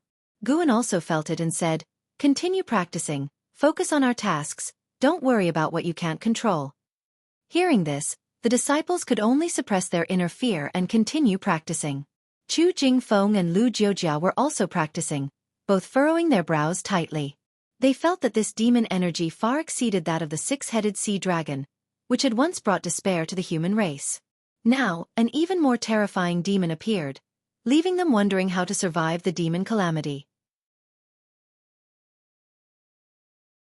This demon energy did not dissipate after its appearance. It lasted for 7 whole days. On this day, Guan came to the Outer Gate City, where rumors about the demon ancestor had already spread. "Have you heard? The ancestor of 10,000 demons, who founded the demon clan, has resurrected. He is the root cause of the demon calamity." The six-headed sea dragon was only one of the 72 great demon kings. There's still the demon emperor above him, and now an even more powerful demon ancestor appears. What are we going to do? With Senior Xian Tianyi, Taoist Lord, and the 9 great cultivators of the world, we still have a sliver of hope. These people are formidable, but who can kill the demon emperor and the demon ancestor? No matter what, even the great cultivators have returned from overseas to aid us. How can we, the people who cultivate immortality, be afraid? We will fight to the death with no regrets. Even the Foundation Establishment Realm Outer disciples were stirred with bloodlust, ready to fight at any moment. Guan arrived at the edge of the heavenly repair platform and saw Di Xie, the son of the demon emperor, not comprehending sword enlightenment, but standing by the platform, looking at the sky, seeming deep in thought. The sky was covered with surging dark clouds, and the snow was falling heavily, as if to obscure the vast world. Guan also looked up, raising his right hand to catch a flake of snow. The snowflake melted instantly upon touching his hand, dissipating into wisps of white vapor. Loose immortal. Guan silently thought in his heart, judging the cultivation level of the demon ancestor. Indeed terrifying. If Xiantiani and Taoist Lord had not returned, the human race of the three dynasties, having only mystic heart realm cultivators, how could they resist the loose immortal realm demon ancestor? Even if those two returned, they could not possibly be a match for the demon ancestor. The gap in cultivation levels was too vast enough for the demon ancestor to easily crush them. Under Guan's gaze, the dark clouds in the sky actually formed the outline of two gigantic eyes, overlooking all beings with oppressive power. More and more people noticed the abnormality in the sky. As they looked up, all were terrified. Before these eyes, all beings felt their insignificance. They inexplicably thought of a name. Demon Ancestor. The outer gate city quickly fell into extreme silence and oppression. Humph. So what if it's the demon ancestor? I, Xiantiani, will surely vanquish it. Watch closely, everyone, this world is ruled by humans. Xiantiani's domineering voice resounded through the supreme sect, like thunder, echoing for a long time, making everyone who heard it enthusiastic with boiling blood. Guan smiled upon hearing this. One had to admit, Xiantiani indeed possessed the bearing of a savior. In this regard, LV Batian was inferior to him. LV Batian was domineering in management, but Xiantiani had an unmatched sharpness, a sharpness that could bring people endless power in times of calamity. Guan could feel Xiantiani flying out of the supreme sect, heading towards the Northern Territory. He turned and left. Countless demons were coming south, and it wouldn't be long before the great calamity of demons would fully erupt. Let them fight first. Only after experiencing despair can one truly cherish peace. Heavenly Phoenix Mountain. Nianchu Cave. At a stone table, Guan was drinking, while Tian Yaoer squatted on a stone stool, barefoot, looking up at the sky nervously. At this moment, countless demons were passing by Heavenly Phoenix Mountain, heading south, causing Nianchu Cave to tremble slightly. Tian Yaoer looked at Guan, furrowing her brows, and asked, "Master, I don't know why, but I am very angry and want to tear things apart. I have never felt this way before." Guan also felt a force. The demons of the demon land were continuously going berserk, losing their minds. This was not caused by the commands of the demon emperor or the demon ancestor. There was an eerie force affecting the demons in the dark. Specifically, it was affecting the demons of the demon land. Guan could feel that this force did not extend to the demon creatures in the lands of the three dynasties. He was very curious about what kind of force could influence so many demons. Could it be the blood of the demon ancestor? He remembered that the demons on this continent were derived from the blood of the demon ancestor. That's because your cultivation level is not high enough. Do you want to be controlled by other demons in the future? Guan asked expressionlessly. He was watching the grand procession of demons. No matter which direction his divine sense probed, it was filled with countless demons, making one's scalp tingle. Tian Yaoer shook her head and said, "I don't want to be controlled by other demons. I will only let Master control me." Guan did not respond but stood up. He was preparing to strengthen the restrictions in his cave to prevent Tian Yaoer from going berserk and destroying his medicinal herbs. At the same time, in the northern territory of the Great Jiang Dynasty, on the battlefield where the battle with the six-headed sea dragon took place, numerous factions had established large bases at the edge of the canyon spanning across the ground. LV Batian hovered in the air, looking at the horizon with a serious expression. On the other side of the canyon, demon energy pervaded, darkening the skies, like a different world from the one the cultivators were in. Ji Hantian flew to LV Batian's side, saying solemnly, "This battle is unlikely to last for many days." LV Batian glanced at him and asked, "Isn't the Ji family planning to withdraw?" "Yes, most of the disciples have already left the supreme sect." "Then why are you here?" "Because I am the vice-sect leader of the supreme sect. Anyone can leave, but not us." Ji Hantian looked far away, his gaze calm, yet his words carried immense strength. LV Batian shook his head and laughed, then looked towards the horizon alongside him. The demon fog surged at the horizon, like an abyssal storm gradually approaching, with the oppressive feeling of countless demon energies converging. Tianwei Dynasty, the former land of the Chen Tang Dynasty, in a forest around Three Pure Ones Mountain. Su Han sat under a tree, caressing the bone sword in his hand. The 9 Nether 13 evil scattered around, and the ghost mother of Ephemera sat on a coffin, resting with her eyes closed. Li Sanyu spoke. Ghost mother, all the great cultivators of Three Pure Ones Mountain have gone to the Northern Territory. When do we strike? The ghost mother of Ephemera replied with closed eyes.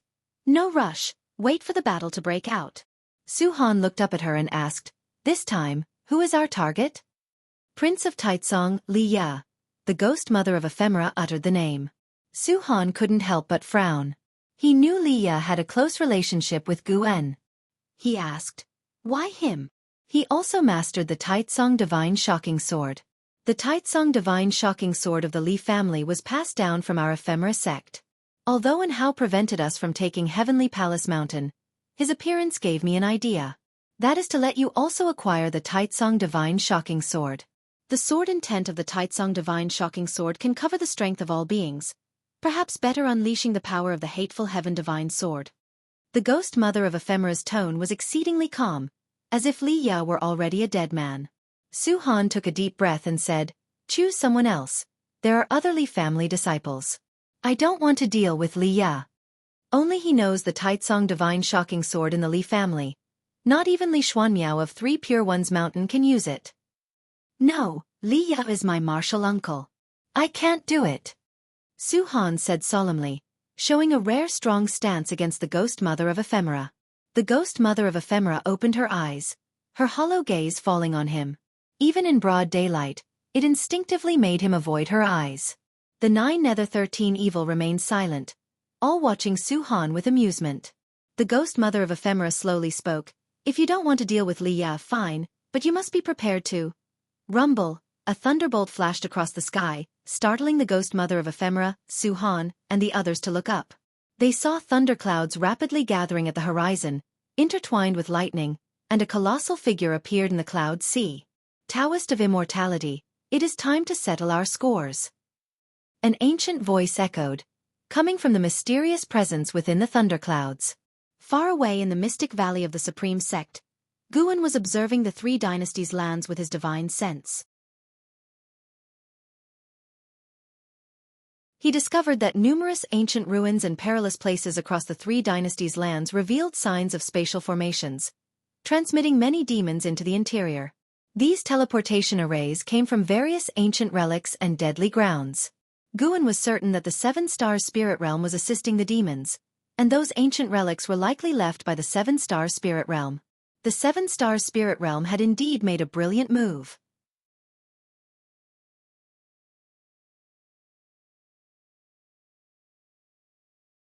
Chapter 177. The Demon Master appears. Dixie's fear the world was in chaos, and flames of war rose everywhere. Immense demonic energy rose from all over the realm, threatening to engulf the entire land. The winter snow was colder than in past years. Guan donned a rough raincoat, transforming into the green hero, wandering the mortal world. In the mountains, within a small town shaped like a crescent moon, flickering flames and curling green smoke rose. Black crows circled the sky densely above, their cries interwoven with the sounds of screams, wails and roars, echoing relentlessly. Guan rushed out of the forest, leaping like an eagle from the cliff toward the town. Following his gaze, the town was filled with numerous demons and ghosts, wantonly slaughtering the common people. Some were gnawed alive from the feet by demons before they even died. A scene of cruelty and horror. In less than half an hour, only the sound of weeping remained in the town. Guan walked out of the town, shaking off the demon blood from his sword, then sheathed the Qinghong sword. Despite the anguish left behind, he did not look back. It had been 10 days since the revival of the demon ancestor. Battles had erupted in the northern territory of the Great Jiang Dynasty, with Mahayana realm cultivators still engaged in fierce fighting. Not only the Great Jiang Dynasty, but even the borders of Tianwei were also under the impact of the demonic tide. Although the Taitsong Dynasty did not need to guard its borders, demons wreaked havoc internally, presenting a crisis no less severe than in the other two dynasties. The demon emperor had not yet taken action, nor had the demon ancestor appeared. Guan was naturally not in a hurry. Judging from the current scale, even if the demon emperor and demon ancestor were killed, the human race of the three dynasties would still suffer for a long time under the demonic turmoil. Rescuing people while accumulating lifespan was a rare opportunity for Guan and did not use the limitless freedom step but flew by controlling his sword. Along the way, he saw many disciples of the Supreme Sect. Unconsciously, in the immortal cultivation world of the Taizong dynasty, the number of Supreme Sect cultivators had reached 1/3. No matter where one went, Supreme Sect disciples could be seen, showcasing the rapid development of the Supreme Sect over the years. It was evening when Guan finally returned to the Mystic Valley. He sat at his desk, took out pen and paper, and began writing, using the act of writing to dispel the malevolence in his heart. Too much killing would foster a heart inclined toward slaughter, and seeing too many tragic scenes left him in a poor mood, necessitating self-adjustment. Though he was a wandering immortal, he had yet to possess the Taoist heart of an immortal. And he was shaping his Taoist heart. No matter how high his cultivation level, he was still a person who had lived for less than 100 years. A person's mindset needed to change gradually. Which true immortal had not gone through thousands of years of worldly tumult? As the moon set and the sun rose, the next morning, the bell of the Supreme Sect sounded, summoning the inner sect disciples. Though Guan's status had already been elevated to the level of an inner sect disciple, he did not need to participate in the various affairs of the inner sect but only needed to focus on cultivating medicinal herbs. Guan went to the third medicine valley and began harvesting the mature herbs. Suddenly, he sensed a cataclysmic battle erupting in the distance. The immense pressure transmitted across millions of miles to the Supreme Sect. One of the combatants was Xian Tianyi. Xian Tianyi was fighting against 3 great demon kings, each at the Mahayana realm. Guan could sense that the demonic energy of 2 of the great demon kings was unstable, seemingly freshly broken through. Was it the work of the demon ancestor or some trickery from the 7-star spirit realm? The battle among 4 Mahayana realm powerhouses was immensely grand, and the pressure shaken the cosmos. The disciples in the valley were uneasy. Ever since the full outbreak of the demonic catastrophe, even if they did not participate in the fighting, they would occasionally feel the terrifying pressure, making them inevitably fearful. Guan, however, remained calm and continued picking herbs. Currently relying solely on the herbs from the Mystic Valley, 8 Scenic Caves, 3rd Medicine Valley, Tianya Valley, Mystic Heaven Cave Mansion, Nianchu Cave, and Mountain God Temple, Guan reaped at least 25,000 years of lifespan annually, with occasional bursts. If the demonic catastrophe ended and the 7-star spirit realm made no further moves, Guan would not proactively act against them. To him, the longer time dragged on, the greater the benefit. After Guan finished harvesting the herbs, just as he was about to leave, he sensed something, and his gaze turned toward the direction of the outer gate city. He gave some instructions to Xiaochuan, then flew towards the outer gate city. Half an hour later, Guan arrived at the edge of the heavenly repair platform, looking towards Di Xie. Di Xie was meditating beneath the 2 characters' righteous path, striving to comprehend sword intent. Over the years, Guan could feel that a sword intent had already accumulated within him. A demon practicing the sword, a sword demon? Guan mused silently, his gaze shifting to the others on the heavenly repair platform, constantly performing lifespan detection. He waited for someone to arrive. Specifically, he waited for a demon. After a while, a figure stepped onto the heavenly repair platform, passing right in front of Guan, Demon Master. Nirvana Realm 2nd Layer 30290/90000/170000. Nirvana Realm 2nd Layer. Demon Master. Guan recognized the existence of the Demon Master, a peerless great demon second only to the Demon Emperor in the Demon Land. To the Black Crow Demon Envoy, the Demon Master was unfathomable, his cultivation level unknown. The Demon Master certainly had another name, but the name shown in the lifespan detection may have used an alias, just as Li Xuan Miao appeared as Sage Xian Miao. Guan speculated it related to the name's renown. Most people only knew Sage Xian Miao's name but not Li Zuan Miao's, hence the lifespan detection showed the name Sage Xian Miao. The Demon Master had transformed into a middle-aged man in plain robes, with a refined and handsome appearance, devoid of any demonic energy. His cultivation seemed only at the core formation realm. He did not notice Guan, distracted by the numerous cultivators on both sides.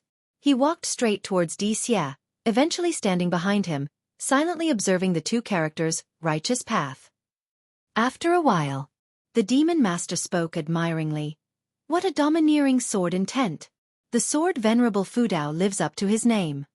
Xie suddenly opened his eyes, turning to look at him, an incredulous expression on his face. He quickly stood up facing him and asked in a low voice, "Why are you here?" The surrounding cultivators only glanced at them briefly, showing little concern. The demon master chuckled lightly, saying, "I came to see you, and to check out the supreme sect."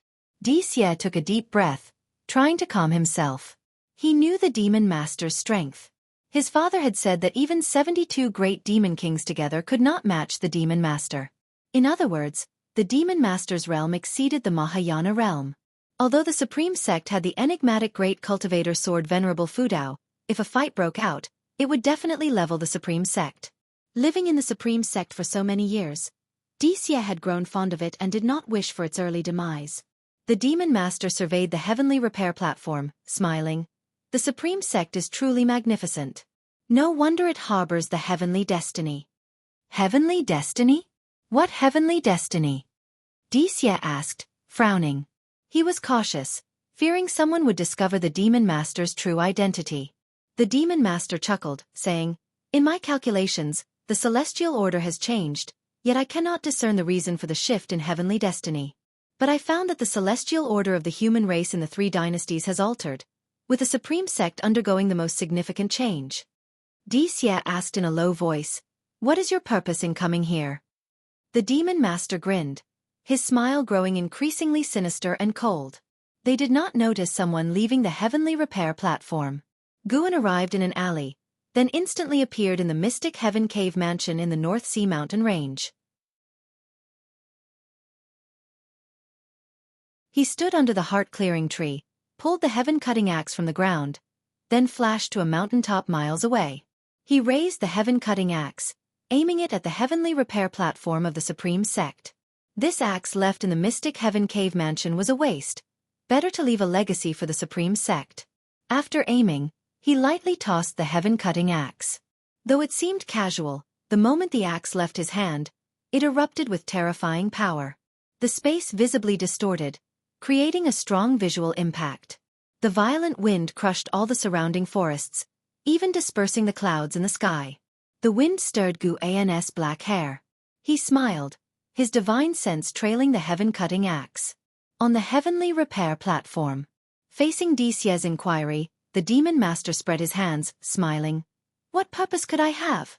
It's just..." Suddenly, his face changed dramatically. Instinctively, he tried to dodge, but his reaction was a moment too slow. Boom!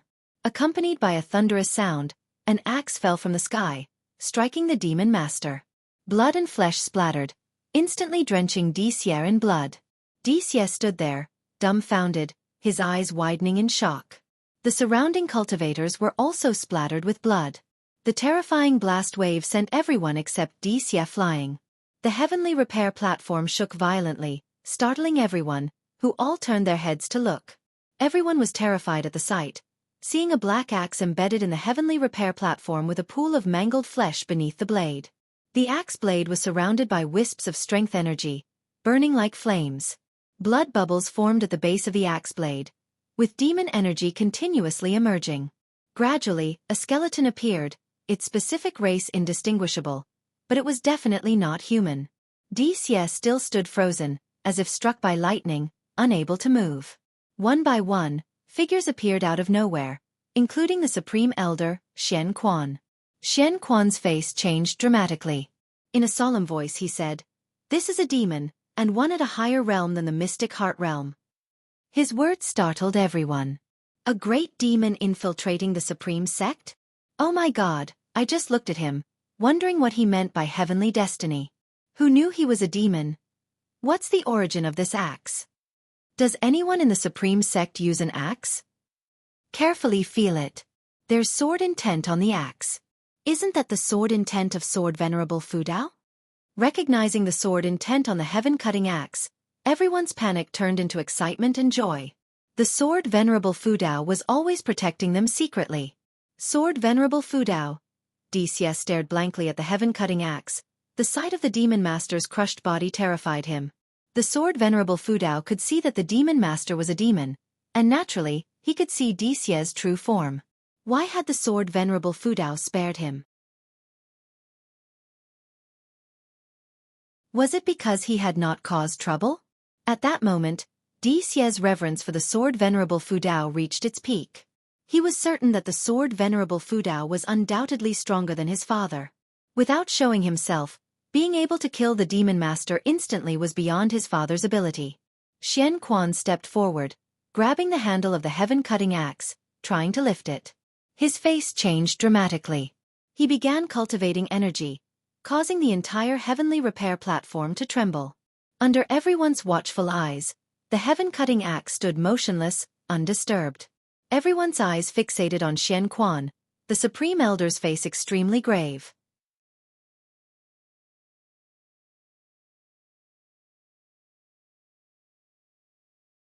Chapter 178 Xian Tianyi's shock. Ancestor Xian Quan tried to lift the heaven-cutting axe for a long time but couldn't manage to lift it. He had to let go and step back, which made everyone watching understand one thing. That was, Ancestor Xian Quan was far less powerful than Sword Venerable Fudao. Although they had already thought so, witnessing this scene still left them shocked by the vast difference between the two. How high was Sword Venerable Fudao's cultivation level? Just at that moment, the blade of the heaven-cutting axe emitted bursts of sword qi, hitting the ground, sending stones flying, and scaring everyone back. Dixie had also woken up by this time, but his expression was very complex, and he was visibly shaken. The others thought he had been scared silly. Everyone stared to see 2 lines of words appear on the platform in front of the heaven-cutting axe. Whoever lifts this axe shall inherit its legacy. These 8 words made many people start breathing heavily. Immediately, an elder stepped forward to try lifting the heaven-cutting axe. On the other side, Guan had already returned to the outer gate city. He walked to the edge of the heavenly repair platform, watching the cultivators continually try to lift the heaven-cutting axe. A slight smile appeared on his lips. The heaven-cutting axe was forged from North Sea nether iron, which had been buried for millions of years. Even Mahayana cultivators would feel its immense weight without using spiritual power, and Guan had infused the axe with mana and sword intent. Only a loose immortal could draw this axe.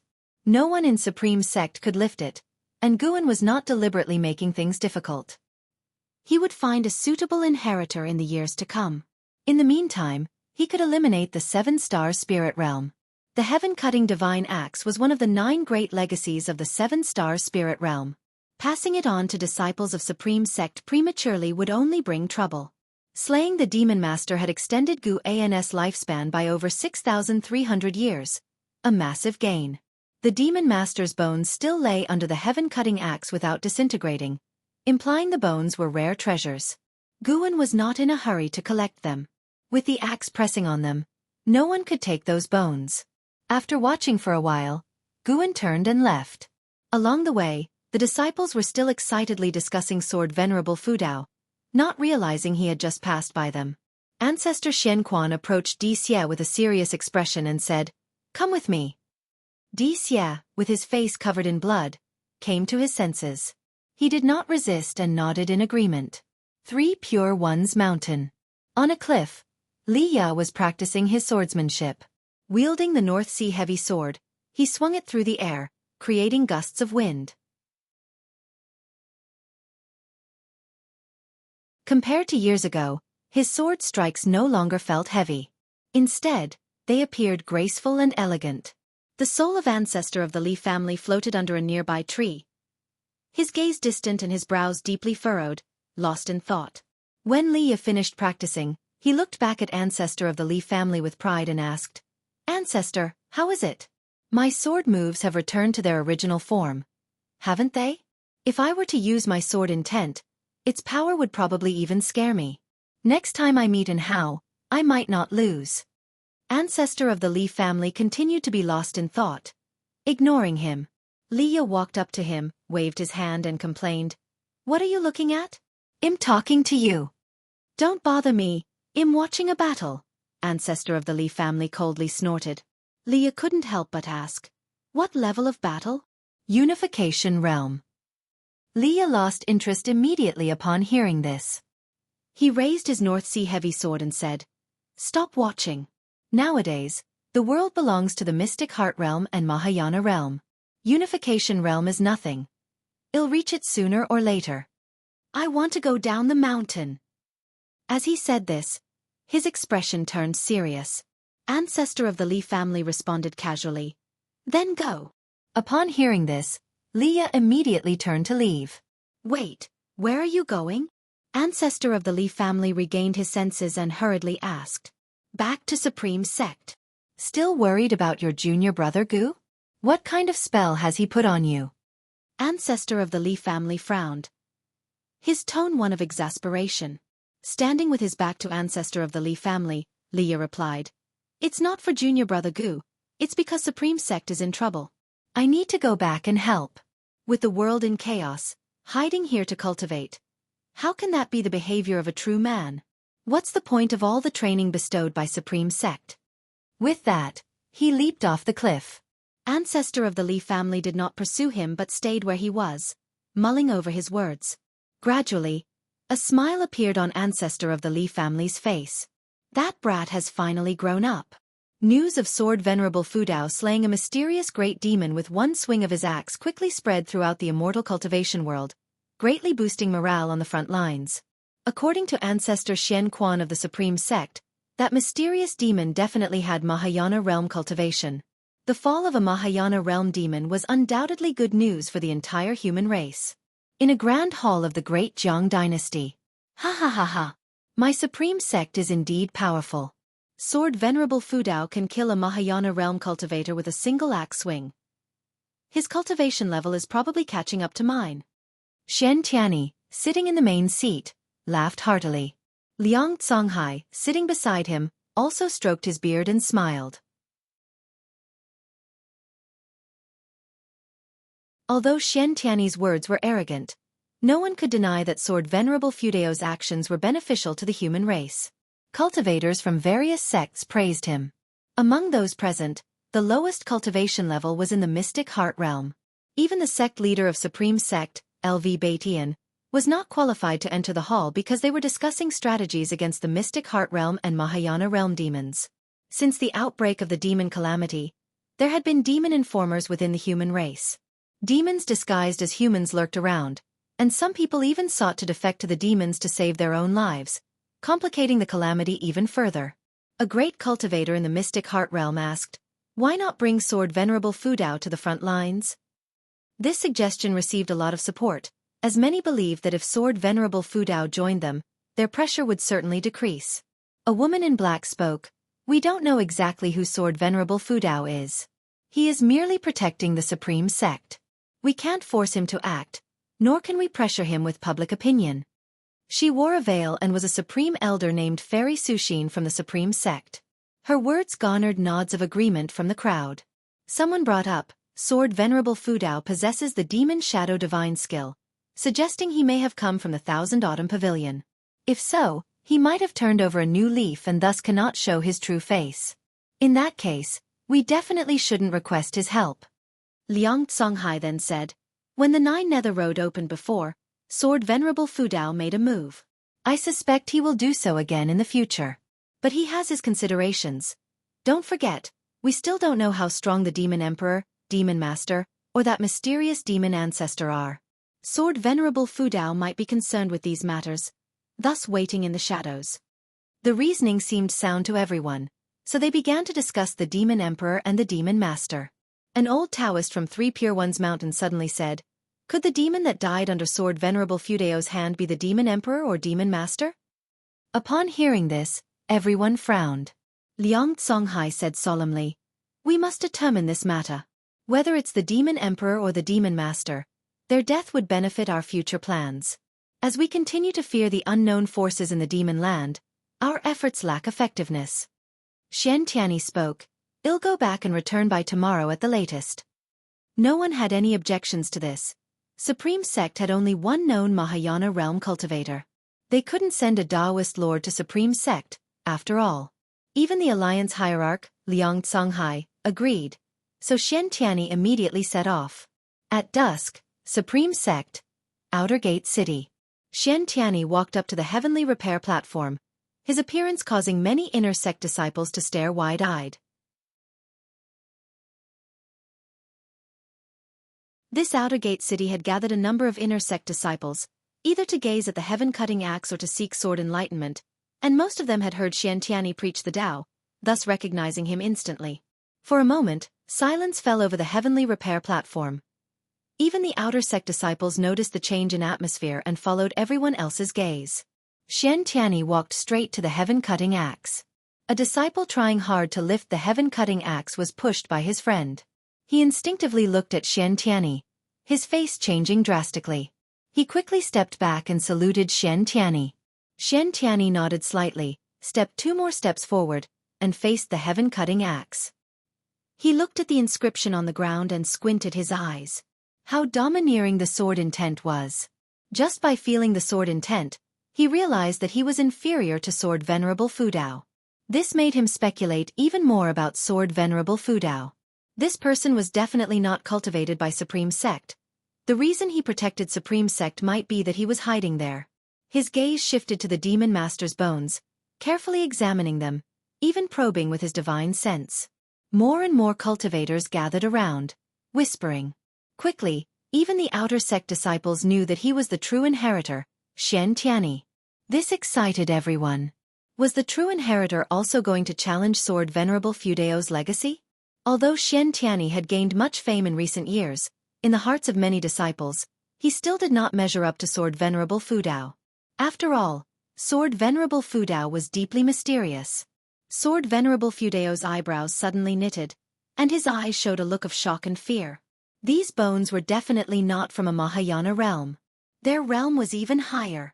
Xian Tianyi had traveled overseas for years and had encountered great cultivators and demons in Nirvana realm, even immortals. Could Sword Venerable Fudao crush a Nirvana realm demon with one axe? Was Sword Venerable Fudao an immortal? Xian Tianyi immediately raised his hand, gripping the handle of the heaven-cutting axe. Heavy. That was Xian Tianyi's first impression. At this moment, Ancestor Shen Quan and Lu Lingjun also arrived nearby, curiously watching Xian Tianyi. Lu Lingjun had also tried to lift the heaven-cutting axe before but couldn't even budge it, so she was very curious if Xian Tianyi could lift it. Xian Tianyi used all his strength with one hand but could not move the heaven-cutting axe at all. A fierce look flashed in his eyes. Boom! A terrifying aura erupted, startling everyone around into retreat. The entire heavenly repair platform trembled violently, as if about to crack open at any moment. Everyone was shocked by Xian Tianyi. What kind of cultivation could produce such an aura? Spiritual power burst forth, creating a gust of wind around Xian Tianyi, even making his robes flutter and rustle. He even bent down, using all his might to lift the heaven-cutting axe. However, the heaven-cutting axe remained unmoved. How could this be? Xian Tianyi's eyes were bloodshot, completely lost in the moment. He admitted he was weaker than Sword Venerable Fudao, but to be unable to lift Sword Venerable Fudao's magic artifact. How could he accept that? His eyes widened, his aura suddenly increasing, his hair lifting, and strange cyan runes appearing on his neck.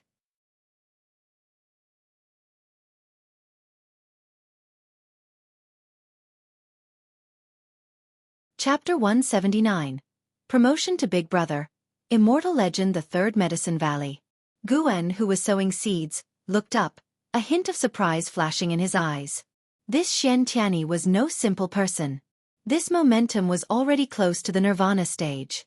It was known that Xian Tianyi was only at the 6th-layer Mahayana realm. In the Mahayana realm, even a small gap of 1 layer was difficult to overcome.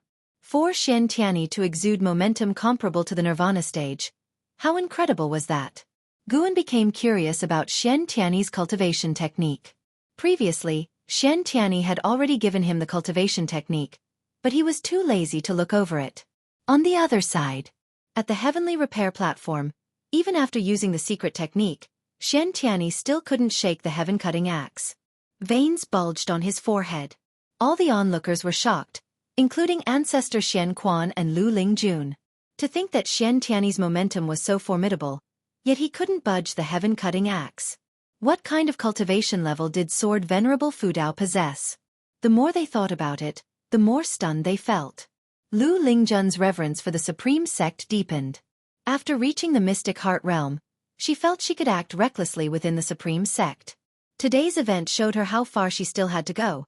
She shouldn't act carelessly in the future to avoid offending Sword Venerable Fudao. Several seconds later, Xian Tiany's momentum dissipated. He slowly straightened his body and let go of his right hand. The world was silent. No one dared disturb him. Everyone could feel his pride and anger. They didn't want to provoke him. Previously, Xian Tiany had touted himself as the #1 cultivator of the supreme sect, even the world. Today, he couldn't even lift Sword Venerable Fudao's axe, bringing great shame upon himself. Just as everyone grew tense, Xian Tiany suddenly laughed, loudly at first, then thrown back in hearty laughter. Spreading his arms, he laughed. Who would have thought our supreme sect harbors such a formidable cultivator? I underestimated the world. I am impressed. Impressed. His hearty acceptance of failure relieved everyone. Even though he couldn't match Sword Venerable Fudao, he remained a figure of admiration and reverence in the supreme sect. Ancestor Xian Quan took a step forward to console him. Tiany, you represent the future of the supreme sect.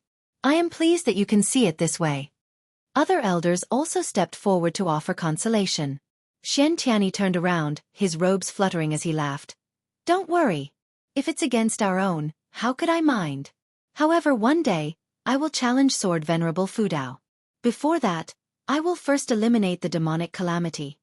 Upon hearing this, cheers erupted. More people began to echo the sentiment, and everyone admired Xian Tiany's ambition. He held his head high, embodying the demeanor of a prodigy. Time flew by quickly. Night fell.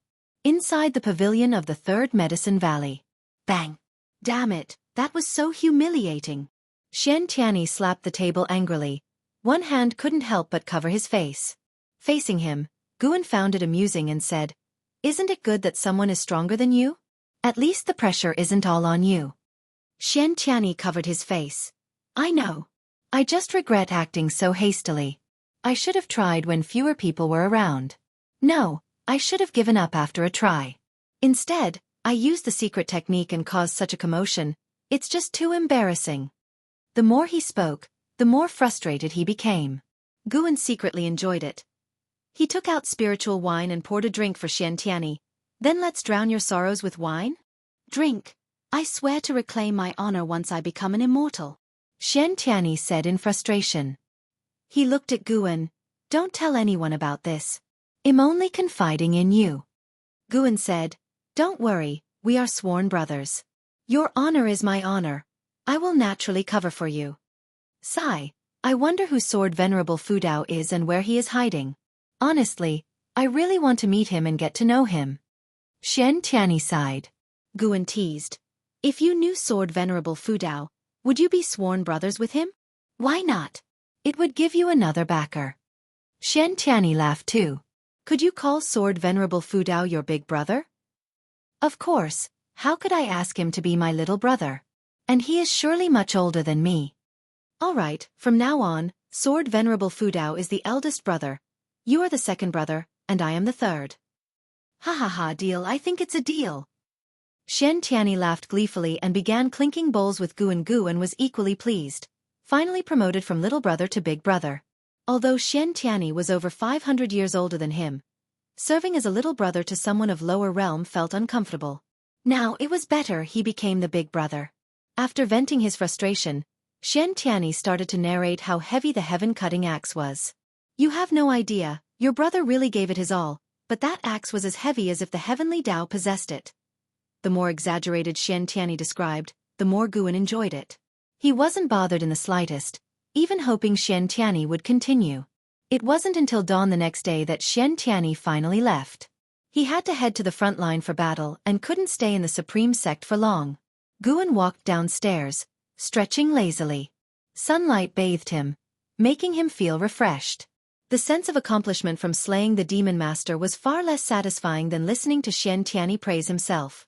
Guan felt he could keep listening if Xian Tianyi kept boasting for 3 days and 3 nights. Feeling joyful, Guan began strolling within the Medicine Valley, occasionally instructing the disciples on their tasks. They could all sense his good mood. An Xian approached him. "Master, I've been practicing swordsmanship recently. Can I spar with you for some pointers?" She wasn't looking for a fight. She sincerely sought guidance, knowing Guan was a golden list genius, though the lowest among them. Guan agreed without hesitation, leading her to an open area to spar. The sun continued rising, symbolizing hope ascending. Days passed one after another. After the death of the demon master, no demon dared infiltrate the supreme sect, while Xie returned to the heavenly repair platform, indicating he had received the supreme sect's approval. Towards the end of the year, a piece of news shook the world. Sword Venerable Fudao was an immortal. This was revealed by Xian Tianyi himself. According to their investigation, the monster slain by Sword Venerable Fudao with one axe strike was the demon master of the Demon Land, an existence far surpassing the Mahayana realm. When this news spread, the world was stunned, then overjoyed. The morale of the cultivators of the 3 dynasties soared, and the cultivators from all over who were slaying demons and monsters also grew more determined. With an immortal backing them, the human race could surely endure this calamity. Staying in the supreme sect, Guan wasn't delighted by this news. Instead, he felt trouble looming. Now surely, the Demon Emperor, Demon Ancestor, and 7 Stars Spirit Realm's eyes would be on Sword Venerable Fudao. Fortunately, no one knew that Sword Venerable Fudao was him. As the winter snow began to melt, Guan headed to the 3rd Medicine Valley. He turned to look at his pavilion. There stood a figure below the pavilion. Ji Xiaoyu. Ji Xiaoyu looked silently at the garden area. Her appearance was extraordinary, with a heavenly charm. Even in a black robe, she exhibited an ethereal fairy-like aura, attracting much attention from the disciples. Guan stepped forward, arriving beside Ji Xiaoyu, and said, "Third Miss, long time no see, why have you come?" Ji Xiaoyu withdrew her gaze and turned to scrutinize Guan. "Foundation Establishment Realm, 7th layer, your progress isn't bad. Core formation is hopeful." Guan smiled. With such a large medicine valley, even a pig could reach core formation. "My progress is already quite slow." Ji Xiaoyu neither affirmed nor denied. The Ji family has completely withdrawn from the supreme sect. "Do you not regret it?" "Regret what? Haven't you heard that Sword Venerable Fudao is an immortal? With him, the supreme sect will surely endure this calamity." Guan shook his head, showing an expression of admiration. He wasn't boasting but aligning with the current mindset of supreme sect disciples. Now, all supreme sect disciples took pride in Sword Venerable Fudao, mentioning him in every 3 sentences. Ji Xiaoyu smiled. "Sword Venerable Fudao is indeed formidable. I also highly respect him." "By the way, 3rd Miss, why have you returned this time?" Guan asked.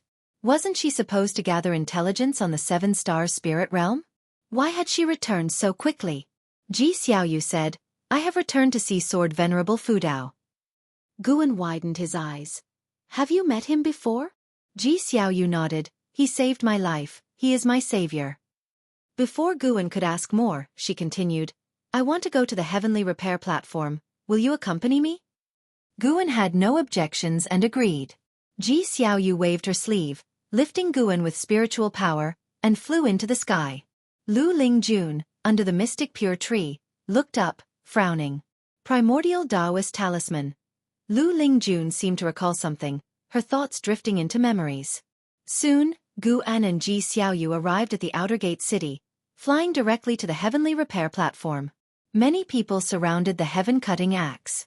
Zhua Yijian was also there, guarding the heaven-cutting axe, and said in a deep voice, "Each person can try only once, do not offend the Sword Venerable, or you will be dealt with according to the strictest sect rules." He raised his sword, causing the surrounding people to disperse. His sword had once received the sword intent of Sword Venerable Fudao, making his name widespread. The supreme sect believed Sword Venerable Fudao favored him, as Sword Venerable Fudao had also saved him. Thus, they assigned him to guard the heaven-cutting axe, which he accepted as an honor. Even when his son, Zhualin, approached, he would sternly reprimand him. After the crowd dispersed, he took out investiture of the gods. Gu An and Ji Xiaoyu arrived before the heaven-cutting axe. Zhou Yijian glanced at them. "Nephew Gu, you can only try once." His tone was indifferent, but Guan didn't get angry, finding it amusing instead. This guy was too interesting. Ji Xiaoyu didn't immediately touch the heaven-cutting axe. She said, "The heaven-cutting axe was forged by ancestor Xian Tian. The purpose of forging this axe was to better execute a set of axe techniques called the heaven-cutting divine axe. When perfected, the heaven-cutting divine axe could split the sky and was one of the 9 inheritances of the Holy Land.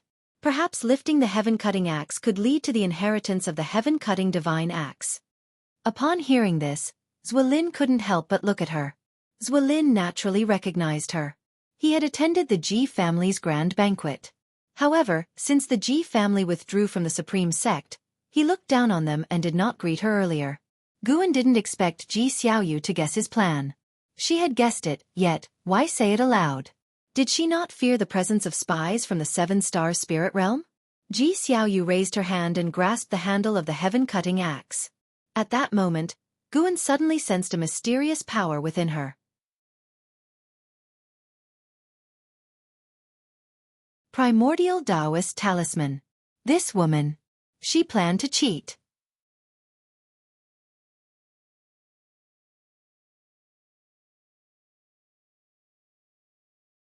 Chapter 180 Evil Demon breaks the seal. Searching for sword, Venerable Ji Xiaoyu grasped the handle of the heaven-cutting axe, and she immediately felt its weight. A weight that struck her soul and filled her with an involuntary sense of reverence. The reason was Gu An's mana at work. Realizing she couldn't lift the heaven-cutting axe, she immediately channeled the power of the primordial Taoist talisman. This was the result of her training in the 7-star spirit realm. Previously, she could only draw on a tiny bit of the talisman's power, but now she could channel it at will. As the power of the primordial Taoist talisman flooded her bones and muscles, her aura suddenly changed. Zhou Yijian looked at her in surprise, and the surrounding great cultivators, too, were startled, their gazes focusing on her. Guan silently took a step back, avoiding being noticed by the others. Even if Ji Xiaoyu channeled the power of the primordial Taoist talisman, she still couldn't lift the heaven-cutting axe. Before the annihilation of the 7-star spirit realm, the heaven-cutting axe could not be lifted by anyone. After a while, Ji Xiaoyu released her right hand. Although she failed, throughout the process, she didn't seem as strained as Xian Tianyi, even when channeling the power of the primordial Taoist talisman. Her stance was steady, as if she hadn't exerted much effort at all. No one was surprised by her failure, only curious about the aura she had exuded moments ago. She turned and walked over to Guan, whispering, "As expected, I failed. Do you want to give it a try?" Guan shook his head and said, "If you can't do it, there's no need for me to embarrass myself with my cultivation level." Perhaps this inheritance tests not cultivation but a certain trait, Ji Xiaoyu speculated. Guan inwardly felt helpless. She had guessed correctly again. To avoid suspicion, Guan stepped forward to try anyway. He even gripped with both hands and lifted a few times, his face turning red. Zhou Yijian laughed and said, "Nephew Gu, don't be discouraged. As long as the heaven-cutting axe is here, you'll have another chance. Just keep cultivating diligently." Guan quickly raised his hand in salute to him before leaving. Zhou Yijian then picked up the investiture of the gods again and continued to savor it. After leaving the heavenly repair platform, Ji Xiaoyu and Guan parted ways. Guan didn't return to the valley but wandered around the city to relax. The world was still in chaos, yet the outer gate city seemed unaffected, remaining bustling due to the protection of Sword Venerable Fudao. An ancient hour later, Guan finally left the outer gate city, once again disguising himself as the green hero and acting chivalrously. Winter passed, spring passed, and another summer arrived. The death of the Demon Master didn't change the world's grand trend. The demonic calamity continued, with great demon kings ceaselessly emerging. Yet the Demon Emperor and the Demon Ancestor remained unseen. Gu An's days became very busy. Besides picking flowers and herbs, he also had to descend the mountain to slay demons. Although busy, his lifespan increased rapidly. On this day, Guan had just cleared demons from a town and came to a small river in the mountains, preparing to wash the demon blood off his blade. At that moment, he suddenly sensed something and looked into the distance. At the edge of the North Sea Mountains, a group of cultivators were in fierce battle. Su Han, holding a bone sword, was fighting Wu Ju. The two exchanged blows in the sky above the forest, while in the distance, other 9 Nether 13 evil were battling the great cultivators of the Zhou family. Su Han swung his sword rapidly. His murderous aura soared to the sky, and his brows knitted tightly. The opponent was just at the first layer of the nascent soul realm. Why was he so difficult to deal with? Now that Su Han already possessed cultivation in the divinity transformation realm, armed with the hateful heaven divine sword and the defying fate divine skill, he confidently faced any divinity transformation realm cultivator without feeling pressured. But this time was different. He couldn't take down this low realm cultivator in a short time. Wu Ju's punches and kicks were like the wind. With each punch, it was like the midday sun, unstoppable. His strength energy was domineering. Even Su Han could not withstand it head-on. Unlike Su Han's surprise, Wu Ju was very excited, even letting out loud shouts. In the distance, Zhou Yu, watching the battle, looked satisfied. With a unification realm 9th layer cultivation, he alone held off 6 of the 9 Nether 13 evil. The Zhou family specialized in physical cultivation, using their bodies as weapons. Zhou Yu wielded a knife single-handedly, his black robe billowing, each move grand and powerful, full of the spirit of splitting mountains and cutting rivers. Focus on the elixir, use qi to control the god, the body is the weapon, and the weapon is the momentum. Zhou Ye's voice suddenly echoed through the heavens and earth, like a rumbling thunder. Hearing this, Wu Ju immediately closed his eyes. His fists became slow but brought an even stronger sense of oppression to Su Han. Su Han dodged the fist wind, landing before a tree. He swung his sword quickly, sending tens of thousands of black sword qi rushing madly, lifting countless fallen leaves, attempting to drown Wu Ju. Wu Ju, suspended in mid-air, raised his right leg. The gusty, rain-like leg wind suddenly arose, countless leg shadows clashing with his sword qi. Boom, the airwaves expanded violently. Wu Ju was forced back. He flipped in the air and landed steadily on a cliff.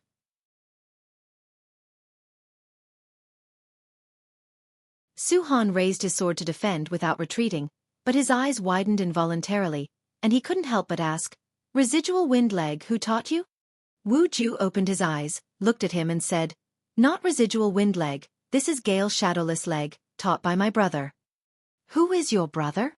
Thinking that Su Han was from the Supreme Sect, Wu Ju said, "My brother, Guan, do you know him?" Su Han's face changed slightly upon hearing this, and he involuntarily lowered his sword. Seeing this, Wu Ju realized that the other might have a connection with Guan, and he said in a deep voice, "No matter what your relationship with Guan is, never target him again. Otherwise I won't spare you." Hearing Wu Ju's words, Su Han didn't get angry. The days in Mystic Valley and the Third Medicine Valley were the times he cherished the most. Even though Guan had once advised him to give up his cultivation, he didn't resent him, knowing the master meant well. But he couldn't let go of his hatred and didn't trust the Supreme Sect. "Ghost Mother, let's go, find other Golden List geniuses." Su Han shouted loudly, taking a deep look at Wu Ju, thinking this person possessed talent not inferior to An Hao. Such a genius being friends with Guan truly made Guan fortunate. "Let's go." The voice of the Ghost Mother of Ephemera sounded, and Zhou Yu suddenly descended, disrupting their plans, making further fighting pointless. Hearing this, the 9 Nether 13 evil immediately retreated. Zhou Yu raised his hand, signaling the other Zhou family cultivators not to pursue. Wu Ju watched Su Han's departing figure and couldn't help but shout, "What's your relationship with Guan?" Su Han did not answer and did not look back. Elsewhere, Guan retrieved his divine sense. He could sense that the Ghost Mother of Ephemera was about to act against Su Han. Over the past 2 years, Su Han's cultivation level rose swiftly, but his aura grew increasingly unstable, potentially deviating at any moment. Now, Su Han no longer only attacked those hunting him but also hunted innocent Golden List geniuses, completely stepping into the demon path. Guan didn't dwell on it. After washing his sword, he continued his journey. The world was chaotic, some saving, some killing. He only wanted to extend his lifespan without violating his principles. In a dimly lit underground palace, firelight flickered, casting shadows on the stone walls. Huge stone pillars stood on either side of the great hall. A red-scaled little snake quickly slithered, arriving at the steps before it stopped. It raised its body, looking at the burly figure reclining atop the stone chair at the top of the steps. Your Majesty, King Mingjiang has already breached the Tianwei dynasty. It won't be long before the great Jiang dynasty falls too. The red-scaled little snake spoke human words, its voice soft and charming like a woman's.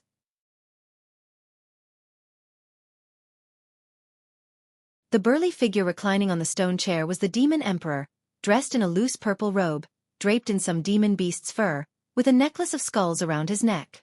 His face resembled a human's, with red fur on his cheeks, eyes like an eagle's, thick black hair, and two sharp horns. He reclined on the chair like a small mountain, his form exuding a sense of terrifying power. The demon emperor gazed down at the red-scaled little snake and slowly asked, "Has the demon ancestor emerged from seclusion?" The red-scaled little snake replied, "Not yet. His demands have been increasing lately, even devouring the demons waiting on him."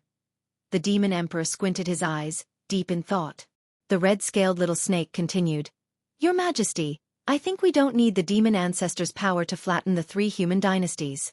If you can kill Sword Venerable Fudao, Shen Tianyi, Taoist Lord, and Taoist of Immortality are no threats at all. The demon ancestor is too strange, I have a feeling." "What feeling?" "A feeling that the demon ancestor is also a calamity to us." With that, it flicked its tongue, closely watching the demon emperor. The demon emperor remained expressionless and said, "Whether it is a calamity, we'll know when the demon ancestor emerges." The red-scaled little snake thought of something and hurriedly asked, "Are you planning to let him fight the humans first?" The demon emperor did not answer but instead asked, "Have you found out who is helping those demon kings break through?" "No, those demon kings won't talk. Your Majesty, you know these guys each have their own agendas, but I discovered something else." "What is it?" "The evil demon that has been sealed for 50,000 years is about to break free." Upon hearing this, the demon emperor immediately sat up, leaning forward, squinting his eyes and asked, "Is that true?" The red-scaled little snake replied, "More and more demonic chi is surging from the ground. It's highly likely true. But we can't trace the evil demon's exact location." The demon emperor seemed to think of something and sneered, saying, "The demon ancestor revives, the evil demon breaks free, and many coincidences converge. This is no coincidence. It's a pity the demon master died too early. Otherwise, we could have tested him further. Speaking of which, he's also pathetic. Even after death, no one sought vengeance for him. It seems his so-called master only used him as a pawn." The red-scaled little snake remained silent, seemingly unwilling to comment on this topic. "You go to the supreme sect and find a way to send a message to Sword Venerable Fudao," the demon emperor commanded. The red-scaled little snake trembled upon hearing this, hastily saying, "Your Majesty, The demon emperor interrupted it and stood up, his terrifying demonic presence enveloping it. The red-scaled little snake had no choice but to lower itself, crawling on the ground in submission. At dusk, Guan arrived at the third Medicine Valley through the teleportation array, his face slightly grim. Today's encounters and revelations once again refreshed his understanding of human nature, putting him in a foul mood. Since the outbreak of the demonic calamity, his disdain for certain people had gradually surpassed his disdain for demons. The war between humans and demons was a struggle for survival of a race, where morals and ethics didn't apply. But in times of crisis, inner strife among one's own kind was even more odious. Guan walked towards his loft, where someone was already waiting for him inside.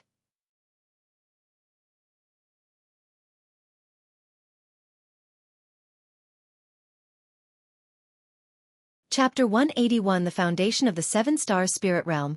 Black Disgust Demon King Guan pushed the door open and saw Shen Zhen sitting in his chair reading a book. He noticed that Shen Zhen's cultivation level had improved significantly, so he threw a lifespan detection at her. Shen Zhen, Core Formation Realm, 9th Layer 130/760/2560. Huh? How did her maximum lifespan increase? Guan remembered her maximum lifespan was just over 1,000 years, but now it had doubled. Could she really gain enlightenment from the painting? Guan closed the door, then walked to the desk and asked, "Why are you here?" Shen Zhen put down her book, smiled and said, "What? I can't come? It looks like you're having such a good time with your Taoist friend that you don't want me to show up. Guan shot her a glance and said, I don't have a Taoist friend. Isn't the great cultivator in your valley trying to take you as her Taoist friend? She's highly cultivated and extremely beautiful. No normal man could refuse her. Shen Zhen looked him up and down with a slightly teasing tone. Guan raised his eyebrow and said, I'm not a normal man. If she wants to be my Taoist friend, she needs to become an immortal first. Shen Zhen laughed, saying, If she becomes an immortal, do you think she'll still look at you? By that time, would you even still be here? You can't spend your days fantasizing about an immortal descending to favor you, can you? Guan sat down and laughed. I'm a writer like you. Writers love to fantasize, don't they? Makes sense. I fantasize about Sword Venerable Fudao appearing before me and taking me as his Taoist friend. Shen Zhen nodded, then looked at Guan to see his reaction. Guan seriously responded, What if it happens? I think there's hope. Shen Zhen pursed her lips before continuing. Recently, I've gained many insights from a painting and captured the aura of a supreme treasure, so I'm planning to go treasure hunting. Will you join me? Treasure hunting? Guan quickly shook his head and said, The world is in chaos now. Going out is like seeking death. I want go. Shen Zhen furrowed her brows and said, That painting came from the imperial palace of the Great Yu dynasty, a gift from the former emperor to my father. It is said to be over 6,000 years old. I can sense that the treasure within it is extraordinary and not just one. Such an opportunity is seldom seen. I'm only sharing it with you. Guan replied, Thanks for your kindness, Ms. Shen, but I'll pass. With my cultivation level, I'd only be a burden to you. Shen Zhen's expression darkened. Just when Guan thought she was about to get angry, her tone shifted, and she asked, How is your relationship with Lu Lingjun? Do you think she is trustworthy? You want to invite her for the treasure hunt? Yes, I can sense that the place is beyond my ability to handle alone. She should be trustworthy, but I can't guarantee it completely. You should know, people's hearts are inscrutable. Can you introduce me to her? With you as the middleman, if she still intends to harm me, she wouldn't be able to face you afterward. Seeing Shen Zhen smile, Guan realized this was her true intention. Guan thought about it and agreed. Later, he took Shen Zhen to find Lu Lingjun. Lu Lingjun occasionally went out, but most of the time she stayed under the mystic pure tree, seeking enlightenment. After learning about Guan and Shen Zhen's request, she was indifferent until Shen Zhen took out the painting, at which point she was moved. Guan sensed a hint of Mahayana realm aura from the painting, indicating there truly was a supreme treasure at that place. Soon, the two women set off. Guan rarely came to the mystic pure tree and decided to lie against the trunk, closing his eyes for some rest. He began recalling everything he had seen recently, the scenes of slaughter persistently replaying in his mind. Until evening, Guan left the third medicine valley. The moonlight was cool, and a ghostly wind blew through the mountains and forests. Ji Xiaoyu sat meditating under the tree, resting with her eyes closed. She heard footsteps nearby and couldn't help but open her eyes to see. It was none other than Guan, transformed into Sword Venerable Fudao. Ji Xiaoyu stood up and greeted him with a raised hand. Senior, I have obtained some information about the 7-star spirit realm. Go ahead, Guan said coldly. Ji Xiaoyu began to recount the information, and Guan listened attentively. She had learned that the 7-star spirit realm intended to seal off the seas around the continent and were establishing a dynasty in the northern part of the continent. That dynasty consisted solely of descendants of the 7-star spirit realm cultivators and had been around for 400 years. Within the 7-star spirit realm, their claim was that the Holy Land must not interfere with the evolution of the continent, but they needed to leave human lineage behind, hence the establishment of a new human dynasty in the north. This was how it had always been. The current lands of the 3 dynasties were also formed by descendants of 7-star spirit realm cultivators from long ago. The 7-star spirit realm was divided into 7 grotto heaven sects, the strongest being 1-star cave. The Ji family could only interact with 7 stars cave. Ji Xiaoyu found out that the strongest cultivator was the cave master of 7 stars cave, said to be an immortal, and within the 7 stars cave, there were as many as 20 Mahayana realm cultivators, and these were just the elders on the surface. Guan was also surprised by the strength of the 7-star spirit realm.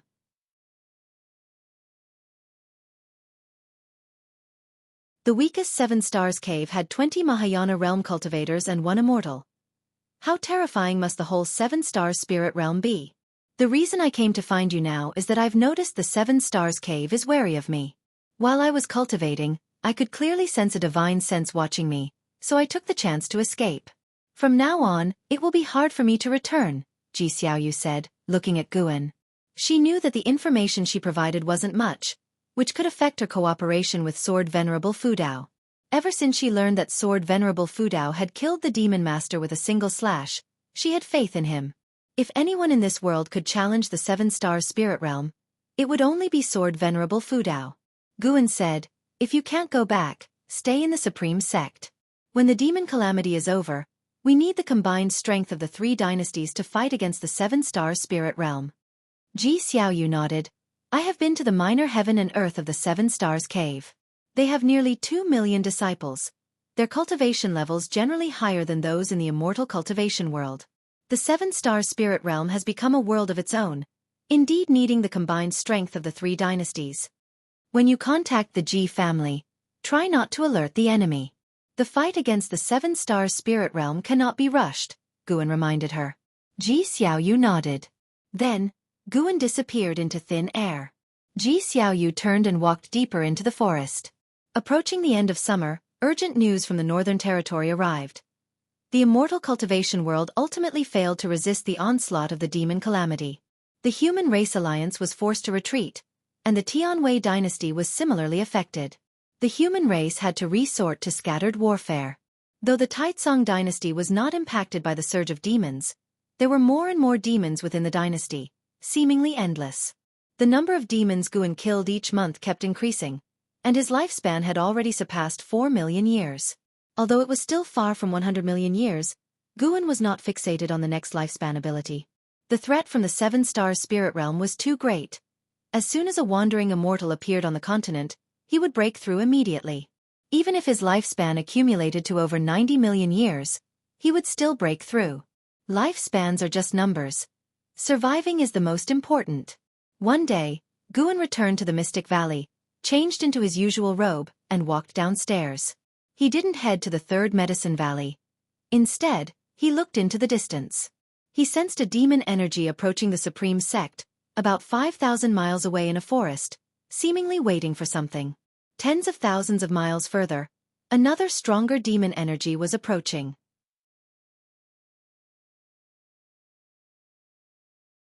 It seemed there would be some excitement tonight. As dusk approached, Xie left the city and headed towards the demon energy. An ancient hour later, under the cover of night, Xie arrived in the forest and looked at the red-scaled little snake on the branch, frowning as he asked, "Why are you here? Where is the Black Crow demon envoy?" The red-scaled little snake replied, "After he came to find you, he disappeared. He was likely killed by Sword Venerable Fudao." Upon hearing this, Xie's expression changed slightly. He finally understood why he was still alive.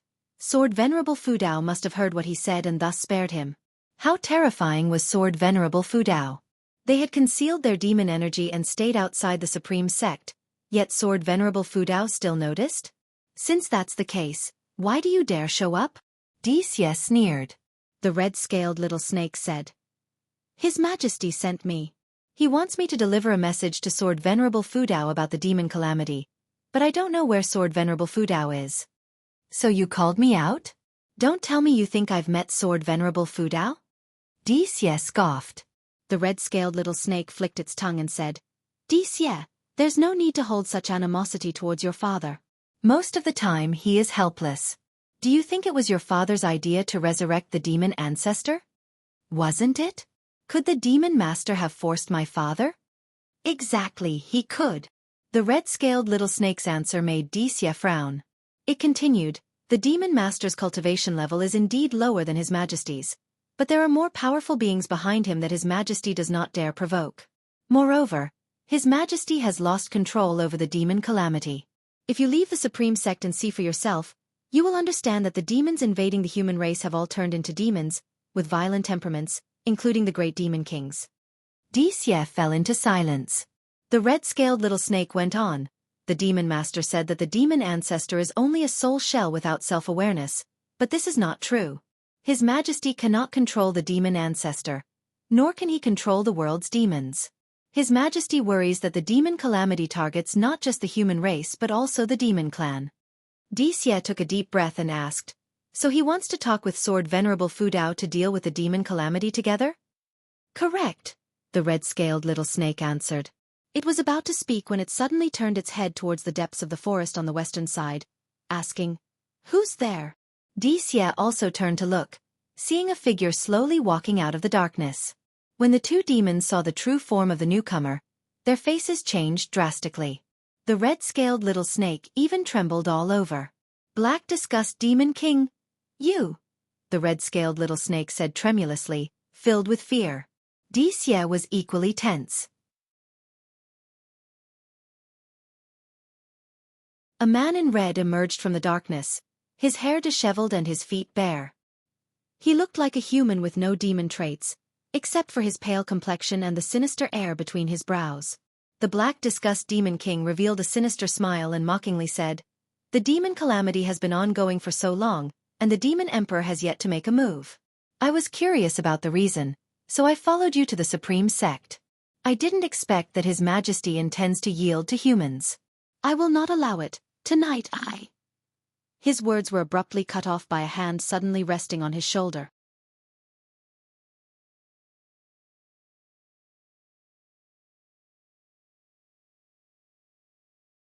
Chapter 182. Too frightening. The Black Disgust Demon King felt his right shoulder being pressed. Instinctively, he wanted to leap away, but his demonic power instantly solidified, making it impossible to move. His expression changed drastically, and a sense of panic instinctively arose in his heart. The red-scaled little snake and Xie widened their eyes. They saw a shadowy figure appear behind the Black Disgust Demon King. A mysterious figure shrouded in dark purple demonic aura. Sword Venerable Fudao. Xie immediately guessed the true identity of the shadowy figure, his entire body stiffening with fear. He dared not move, but the Black Disgust Demon King could not move. Guan stood behind the Black Disgust Demon King. He initially wanted to hear some information from the demon, but then thought better of it. There was no need to listen. A soul search would suffice. Confirming that the Black Disgust Demon King had animosity towards humans was enough. The Black Disgust Demon King tried his hardest but could not mobilize his demonic power or perform primordial spirit emergence. With his peripheral vision, he vaguely saw a figure, and his fear reached its peak. Having lived for over 10,000 years, he had never been so terrified. Even when he lost to the Demon Emperor in the past, he had not been this scared. This was a fear of the unknown. The opponent suppressed him with one hand, shattering his understanding. He struggled to open his mouth to speak, but suddenly a terrifying divine sense invaded his mind, causing his eyes to instantly lose their luster. The red-scaled little snake quickly jumped down from the branch, crawling on the ground and trembling, saying, "I mean no harm. Senior, please do not kill me." Xie remained silent, knowing that Sword Venerable Fudao would not kill him, but the sudden appearance still scared him. This reminded him of the scene when the Demon Master was killed. What kind of cultivation level did Sword Venerable Fudao have? Even though the Black Disgust Demon King was not one of the 72 great demon kings, his cultivation was not much weaker than the Demon Master's. His domain was an area that Xie's father, the Emperor's father, could not conquer. Seeing that Sword Venerable Fudao did not respond, Xie and the red-scaled little snake could only wait. They dared not run. With the Black Disgust Demon King subdued, where could they run? As for attacking Sword Venerable Fudao, that would be seeking death. So this is Sword Venerable Fudao. The rumors are true. The red-scaled little snake thought in fear. It had heard that the Demon Master was killed by Sword Venerable Fudao with one axe. Although it seemed absurd and exaggerated, the fact that Sword Venerable Fudao could kill the Demon Master was enough to instill fear. When the Demon Emperor assigned it this task, it was nearly in despair. Along the way, it had managed to adjust its mindset. That night, it almost collapsed again. Too frightening. No, too terrifying for demons. This was scarier than meeting the demon ancestor. After all, the demon ancestor would not appear suddenly. The two demons waited for 2 ancient hours, with each second feeling like an eternity. At this moment, Gu-An's right hand ignited with cyan flames, quickly enveloping the Black Disgust Demon King. Under the watchful eyes of both demons, the Black Disgust Demon King was reduced to ashes in an instant, without even leaving behind his soul. You have successfully taken 7,090 years of lifespan from the Black Disgust Demon King, Nirvana Realm 3rd Layer. Not bad. It was worth coming out. From the Black Disgust Demon King's memories, he was a renowned genius among the demon clan. He once overshadowed the Demon Emperor. Unfortunately, the Demon Emperor later had a great opportunity and surpassed him. If he had not come to the Supreme Sect, he could have lived for another 70,000 years. Was it not good to stay alive? Why cause trouble? Guan thought silently, his gaze turning to the red-scaled little snake. The Black Disgust Demon King's demon core was now in Gu-An's hand. He deposited it into his storage bag for future needs. Unfortunately, the Black Disgust Demon King did not carry a storage bag or storage ring. This guy was too arrogant, having not used a magic artifact for many years. The red-scaled little snake hurriedly said, "Senior, are you Sword Venerable Fudao?" Although it had already guessed, it still had to ask because it concerned the task assigned by the Demon Emperor. Guan responded with a sound. The red-scaled little snake breathed a sigh of relief and continued. "His Majesty the Demon Emperor asked me to come, hoping to join forces with you to resist the entity behind the Demon Master and the Demon Ancestor. After the Great Demon Calamity ends, the Demon Clan wishes to coexist peacefully with the human race. After all, this continent is vast, and there is no need for one race to be exterminated." "Who is behind the Demon Master?" Guan asked. From the Black Disgust Demon King's memories, there was no mention of the Demon Master's benefactor or interaction with cultivators from the Seven Stars Spirit Realm. However, he was a confidant of the Demon Master, a chess piece cultivated by the Demon Master, deliberately kept out of the 72 Great Demon Kings to counter the expanding power of the Demon Emperor. The red-scaled little snake replied. "His Majesty said that entity calls itself the Heavenly Destiny Ancestor, whether human or demon is unclear. Its cultivation level is tremendously powerful, capable of easily sealing His Majesty's demonic power. The Heavenly Destiny Ancestor is likely a legendary loose immortal, 2 grand realms higher than the Mahayana realm." Loose immortal.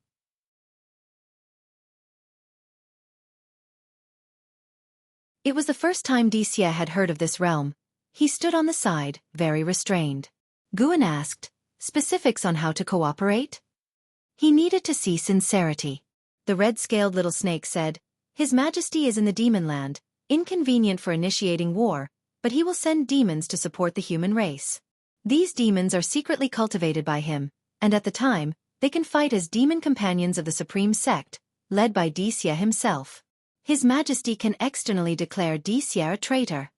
"How many demons, what realms?" 3 Mahayana, 10 Mystic Heart, and 1,000 demon troops, with the lowest cultivation level at Void Crossing. This statement left Dixie astonished, looking at the red-scaled little snake. He did not realize how many great demons his father secretly cultivated. It seemed his father had long planned. Dixie's face showed a smile. It was the first time he acknowledged his father. Guan also felt the Demon Emperor's sincerity. This force indeed could assist the human race. Seeing that Sword Venerable Fudao remained silent, the red-scaled little snake added, "Since ancient times, demons exterminated humans, humans exterminated demons, over and over. Only the Holy Lands endured. His Majesty finds it odd and wishes to change this situation. To use a line from your Supreme Immortal Venerable's book, how can wrongs be righted if both seek revenge endlessly?" Guan turned and left a sentence. "Let him take you to meet the elders of the Supreme Sect." He walked into the darkness, as if he had never appeared. "Thank you, Sword Venerable, for your kindness. In the future, when the continent is peaceful, the Demon Clan will remember your grace." The red-scaled little snake shouted excitedly, feeling thrilled. Dixie bowed to Guan, his courtesy proper. For a long time the red-scaled little snake sighed in relief, saying, "Sword Venerable is really scary. That was the Black Disgust Demon King, and he died so easily, without even a chance to resist." Dixie's eyes showed determination, saying, "Just as you said, how can wrongs be righted if both seek revenge endlessly? In the end, the heavens are watching. Perhaps Sword Venerable Fudao is the savior who will change the continent's suffering." The red-scaled little snake nodded in agreement. The autumn scenery covered the mountains and rivers. Guan wandered in the third medicine valley, inspecting each garden area, with an Xian accompanying him. A month had passed since the night when the Black Disgust Demon King was killed. The Supreme Sect remained calm, but Guan noticed that on the edge of the Supreme Sect, a large number of disciples were building teleportation arrays, with Disier among them. It was evident that the Supreme Sect was willing to cooperate with the Demon Clan. At this critical moment, the human race was constantly retreating, and the situation grew increasingly dire. The Supreme Sect planned to take a risk, counting on Sword Venerable Fudao.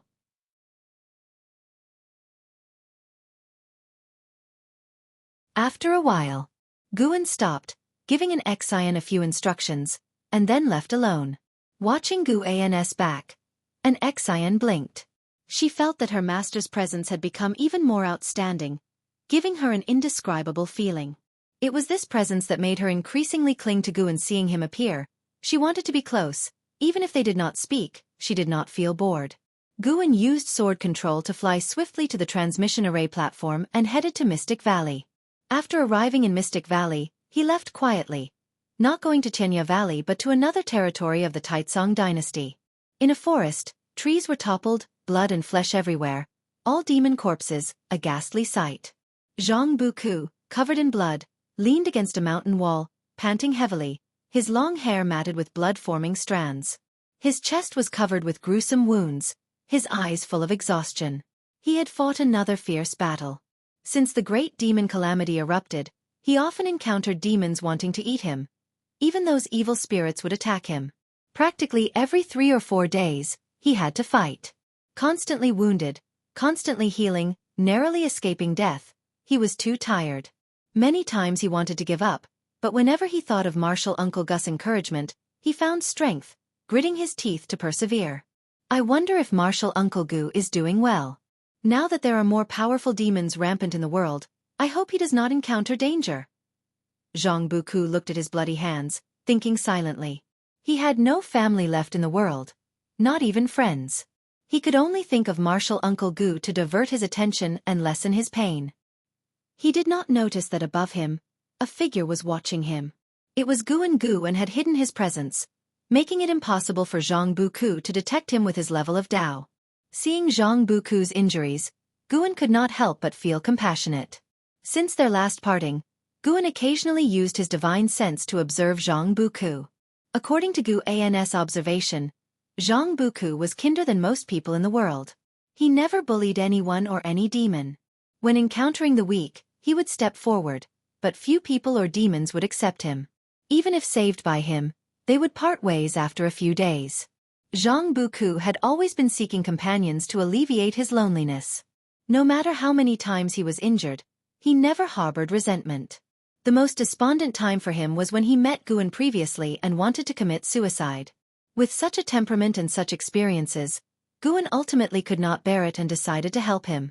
He performed the divine power of heaven and earth 9 transformations, transforming into a sparrow, descending in front of Zhang Buku. He chirped a few times, catching Zhang Buku's attention. Zhang Buku looked at it, a strained smile appearing on his face, saying, "Little sparrow, are you concerned about me?" Guan hopped forward and then turned back, chirping again. Zhang Buku did not respond, so Guan hopped forward again and turned back once more.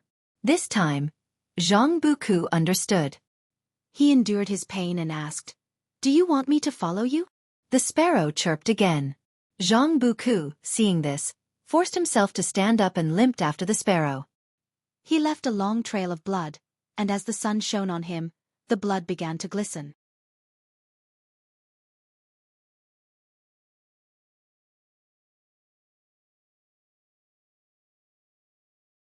Chapter 183 Master Zhang Buku followed the sparrow, passing through the forest.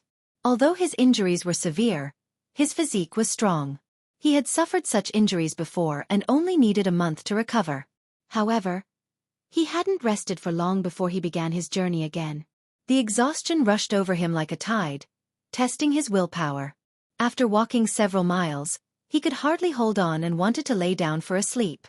The sparrow's chirping kept urging him forward, and he had no choice but to continue. Gradually, Zhang Buku's eyelids grew heavier and his steps became more sluggish. Guan did not help him, only kept urging him on. It was unclear how much time had passed. Finally, unable to endure any longer, Zhang Buku collapsed on the hillside and lost consciousness completely. Sunset and moonrise. A night passed. Zhang Buku's eyelids fluttered. His consciousness gradually returned, and he slowly opened his eyes.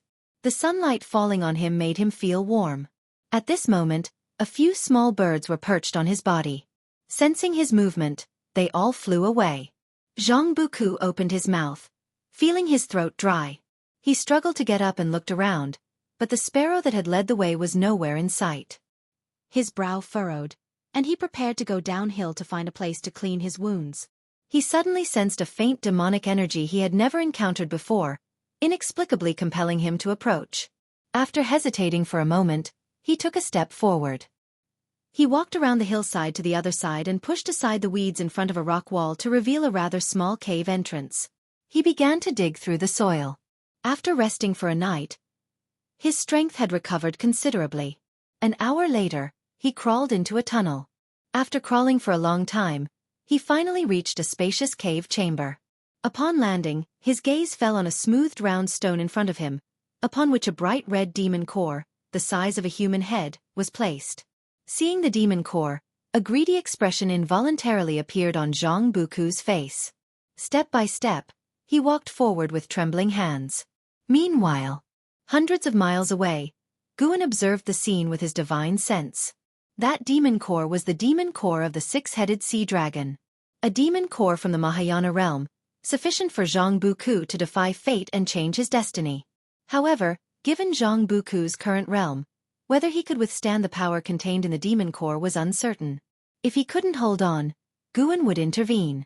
Under his divine sense's watch, Zhang Buku grasped the demon core tightly and began to cultivate, absorbing the demonic power.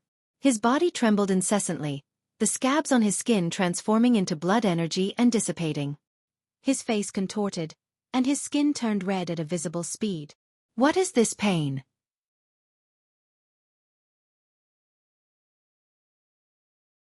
Zhang Buku gritted his teeth. Thinking of the hardships he had endured over the years, he was determined to seize this opportunity. He could feel the high realm of this demon core, possibly the strongest demon he had encountered so far. If he could obtain its demonic power, he would undoubtedly be reborn. His expression became more twisted, and his eyes filled with blood. Wisps of blood energy overflowed from his body, coalescing behind him into the terrifying form of a demon, the shape of the six-headed sea dragon, exuding immense pressure. By evening, Guan returned to Mystic Valley. Along the way, many servant disciples greeted him. Senior brother Li Ya has returned. Lu Jiujia said to Guan. Guan nodded at him and then walked towards the pavilion. From the moment Li Ya started his journey back to the Supreme Sect, Guan had sensed his presence. Along the way, Li Ya encountered many events, including slaying demons and resolving grudges. It seemed they would have a long conversation. Upon going upstairs and entering the room, Guan saw Li Ya writing at the table. Li Ya was already at the 9th layer of the core formation realm, but his lifespan had not increased, still at 1,550 years. Compared to Li Xiandao, he was not only less talented but also less fortunate. Fortunately, Li Ya was unaware of how powerful his father was and still carried himself with confidence. Guan closed the door and smiled, asking, "Senior brother Li, long time no see, what are you writing?" Li Ya looked up at him and said, "I'm writing a body cultivation method that can extend your lifespan for you." Guan was intrigued and walked over to see the cultivation technique Li Ya was writing. "How have you been these years?" Li Ya asked while writing. "Quite well, peaceful and at ease," Guan replied and then asked in return. Li Ya began to recount his experiences cultivating at 3 Pure Ones Mountain. After arriving at 3 Pure Ones Mountain, he discovered many members of the Li family living there. With the help of his family elders, he lived well and learned many spells. Especially his Taoist heart, which had become more solid than before. Now when he performed swordsmanship, it carried Taoist intent, which according to the accomplished cultivators at 3 Pure Ones Mountain, was very rare. Even a genius like Sage Shen Miao hadn't mastered it. Guan could sense the Taoist intent within him, a power similar to sword intent but more advanced. With Taoist intent, Li Ya's perception of spiritual energy in nature became keener, and he might even be able to capture the rules of heaven and earth. It seemed he had indeed gained a lot. After talking about Three Pure Ones Mountain, he spoke of the events he encountered on his return journey. Li Ya also encountered many cultivators who took the opportunity of the demon calamity to commit evil acts, including cultivators from reputable sects, which made him very angry.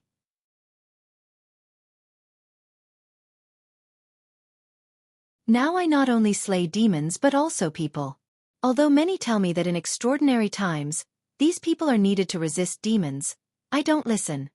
Li Ya said coldly. He then looked at Guan and asked, Junior brother, do you think I'm wrong? Guan replied, How could you be wrong? If these people were willing to resist demons, they wouldn't commit evil acts. By doing evil, they are a burden to the entire human race. I support you. Li Ya's face immediately broke into a smile, knowing his junior brother understood him. He continued to speak about his journey, and Guan listened attentively. Over the decades, Guan had made many friends, disciples, and even had romantic interests, but Li Ya still held a high position in his heart. They had both entered the Supreme Sect together, and before reaching the Foundation Establishment realm, Li Ya had taken care of him. This kindness he would naturally remember. Once Li Ya finished writing, he had also concluded his story. Li Ya put down his brush and looked at Guan, smiling. Junior brother, I have come specifically to visit you. Tomorrow, I must descend the mountain again. The world is in chaos. Senior brother can go and do what you must. I don't have your strength and can only plant herbs in Medicine Valley. I will pray for you, wishing you safety, Guan said with a smile as well. Li Ya laughed. With you praying for me, I will certainly be safe. He then asked, By the way, do you still have contact with my emperor father? This matter had been hidden for decades, and Guan felt it was time to speak out, so he told him about Tianya Valley. I used to disdain him, but now his deeds have made me look at him with new eyes. Follow him well. If he dares to scheme against you, I will not spare him, Li Ya said with emotion. After the demon calamity, the three dynasties had ceased fighting, united against the demons. Li Xiandao even personally led troops to expedition against the Demon King, his fame growing larger, acknowledged more highly in the immortal cultivation world than even the emperors of Tianwei and Great Jiang. Oh yes, a wise man at Three Pure Ones Mountain divined that our Li family has a person destined for great things. That should be me. I might become an immortal in the future. See, isn't your senior brother impressive? Li Ya said proudly. Only in front of Guan could he reveal his true feelings. Guan curiously asked, What are the characteristics of a person destined for great things? Is it top talent or unrivaled fortune? Li Ya raised an eyebrow. Whether in terms of talent or fortune, I am the strongest among the direct bloodline of the Li family. How do you see it? I should be the person destined for great things. Or do you think there is someone else? You don't possibly like my sister, do you? How could that be? I haven't seen your sister for years. By the way, is senior sister Li well? Of course she's well, but wait, you just said you don't like my sister. Li Ya's eyes widened, and he began to bicker with Guan's senior sister Li was Li Xuanyu. Guan had once helped her manage her cave, and she had introduced him to other businesses. They had a good relationship, but in recent years, Li Xuanyu had been in seclusion in the inner sect, and the two had only met a few times, exchanging brief greetings before parting. Thus, it continued until the next morning when Li Ya finally departed. Guan stood at the window sill, watching him leave. A person destined for great things. Senior brother, in any way I see it, your father seems more like the person destined for great things. In the cave, Zhang Buku sat on the ground shirtless, in meditation. The blood spots on his body had disappeared, and his skin had become even fairer. There were 3 black scales on each side of his neck, and eerie phantasms emerged around him, like the lingering souls of demons. He slowly opened his eyes and stood up, his joints cracking like thunder. Feeling his newfound strength, a look of excitement appeared on his face. Not only had his cultivation level advanced greatly, but his chi blood had also undergone a complete transformation. The feeling was truly wonderful. He began to stretch his bones. After a while, he seemed to notice something and walked to the rock wall, examining it closely. Heaven-cutting divine axe. Zhang Buku muttered.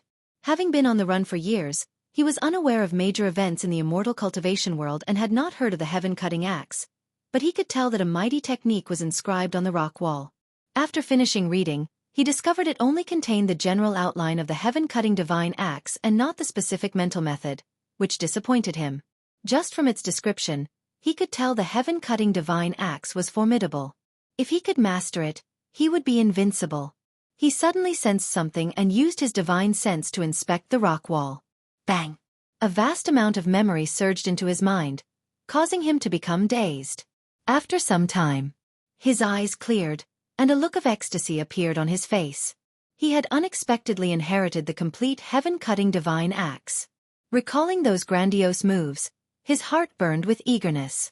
He was impatient to start practicing the heaven-cutting divine axe, but he had no axe in hand. He glanced around and noticed a stone axe wedged in a crack in the rock, making him delighted. He pulled out the stone axe and swung it a few times, feeling it was too light. Nonetheless, he at least had an axe to practice the moves. He stepped back a few paces and then knelt, facing the rock wall. Senior, though I do not know your identity or whether you are still alive, what I have gained today is entirely due to your grace. From now on you will be my master. I will never forget your kindness. Afterward, he began kowtowing heavily, his forehead bleeding profusely.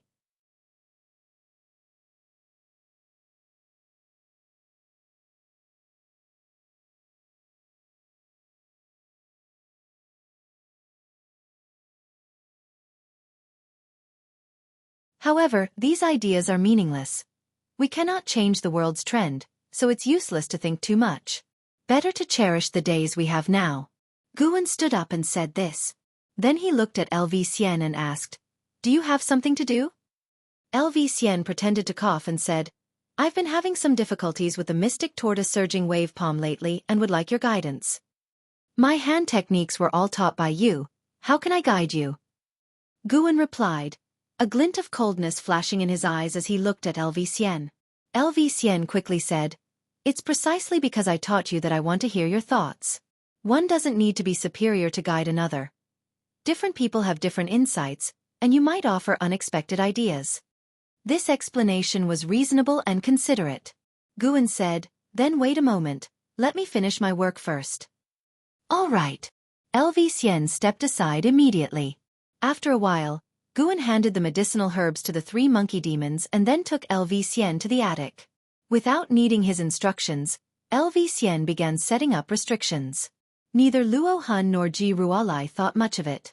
Even though they all served Li Xiandao, they still kept secrets from each other, especially regarding cultivation matters, which should not be easily pried into. An hour later, LV Xian finally opened the door and left, and Guan was also about to leave. Staring at Gu An's retreating figure flying by sword, LV Xian felt filled with admiration. This person was truly incredible. Despite having a cultivation level in the divinity transformation realm and extraordinary comprehension, he concealed his abilities to appear as an ordinary valley master. He had investigated Gu An's background and found no deep-seated enemies. He even had the Ji family as his support. This indicated that Guan had unimaginable patience and goals. LV Xian's admiration for Guan grew, wishing to become someone like him. What's a moment of glory? Becoming immortal is the true goal. LV Xian also thought of Li Xiandao. He was the only one who knew Li Zuando's true cultivation level. No wonder Li Xiandao admired Guan so much. It was mutual appreciation among those with grand ambitions. It amused LV Xian that neither knew the other's true cultivation level. He started to look forward to the day when both would discover each other's true strength. Autumn passed, and winter arrived. A major event shook the world of immortal cultivation. The Supreme Sect actually sent a demon army to support the Northern Territory, including a Mahayana realm demon king, causing an uproar. Countless people questioned the Supreme Sect's collusion with the demon clan, but with this demon army sweeping through a battlefield, the doubts disappeared, replaced by excitement. Successive reports of victory boosted the morale within the Supreme Sect. Yet, even so, the world crisis remained unresolved.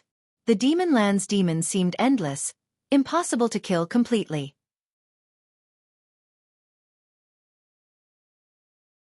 Besides picking herbs, Guan spent most of his time descending the mountain to slay demons. His lifespan had already surpassed 6 million years. This winter, more and more disciples were dispatched down the mountain, and the number of disciples in the outer and inner sects kept decreasing. Guan could sense a terrifying demonic energy brewing in the north. Loose immortal realm. It must be that demon ancestor. Deep within the demon land, there might be a great cultivator of the 7-star spirit realm. Therefore, Guan did not act immediately. Once the demon ancestor ventured south, as long as he dared to step into human territory, Guan would strike at once. The 7-star spirit realm, claiming to be a holy land, would not directly attack the human race. One night, Guan habitually used his divine sense to scan the world and was attracted to a certain forest. In that forest, Su Han was hiding in the grass. He had an artifact that could conceal his aura. The 9 Nether 13 Evil were patrolling within 100 miles but could not find him. Su Han's aura was unstable, indicating severe injuries.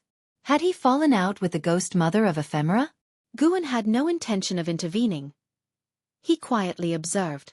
After 7 days, Su Han finally left the forest. During his travels in the mortal world, Guan would occasionally keep an eye on him. Su Han was secretly investigating Zhen Qin. What was he planning? Guan wouldn't allow Su Han to harm Zhen Qin. If Su Han dared to harm Zhen Qin, he would not stand by. Heavy snow fell, covering everything. In a mountain ravine, Yilan, Zhen Qin, and several disciples from the law enforcement hall were resting, each cultivating energy to restore spiritual power. Zhen Qin suddenly opened her eyes and scanned her surroundings. She hesitated for a moment, then stood up and walked to Yilan, whispering, "Martial Ant, there is an issue with my cultivation. I need to undress, so I wish to be alone in the forest for a while." Yilan opened her eyes and looked at her, concerned. "Do you need my help?" "No, you know my cultivation technique is special." Zhen Qin smiled. Seeing her smile without any signs of trouble, Yilan nodded in agreement. Zhen Qin then left the camp. She continued walking through the forest, traveling several miles before stopping and looking ahead. Under a tree, a figure stood with its back to her. "Senior brother Su Han, is that you?" Zhen Qin asked cautiously. Su Han turned around, his face devoid of color and hair turned white. His bone sword was gone. He forced a smile and said, "It's me, come here." Zhen Qin hesitated but still approached Su Han. When she was only 7 steps away from him, she sensed being trapped in some kind of restriction, causing her expression to change. "No need to panic, it's my artifact, which can block divine sense detection, keeping the ghost mother of Ephemera and the 9 Nether 13 Evil from finding me," Su Han explained.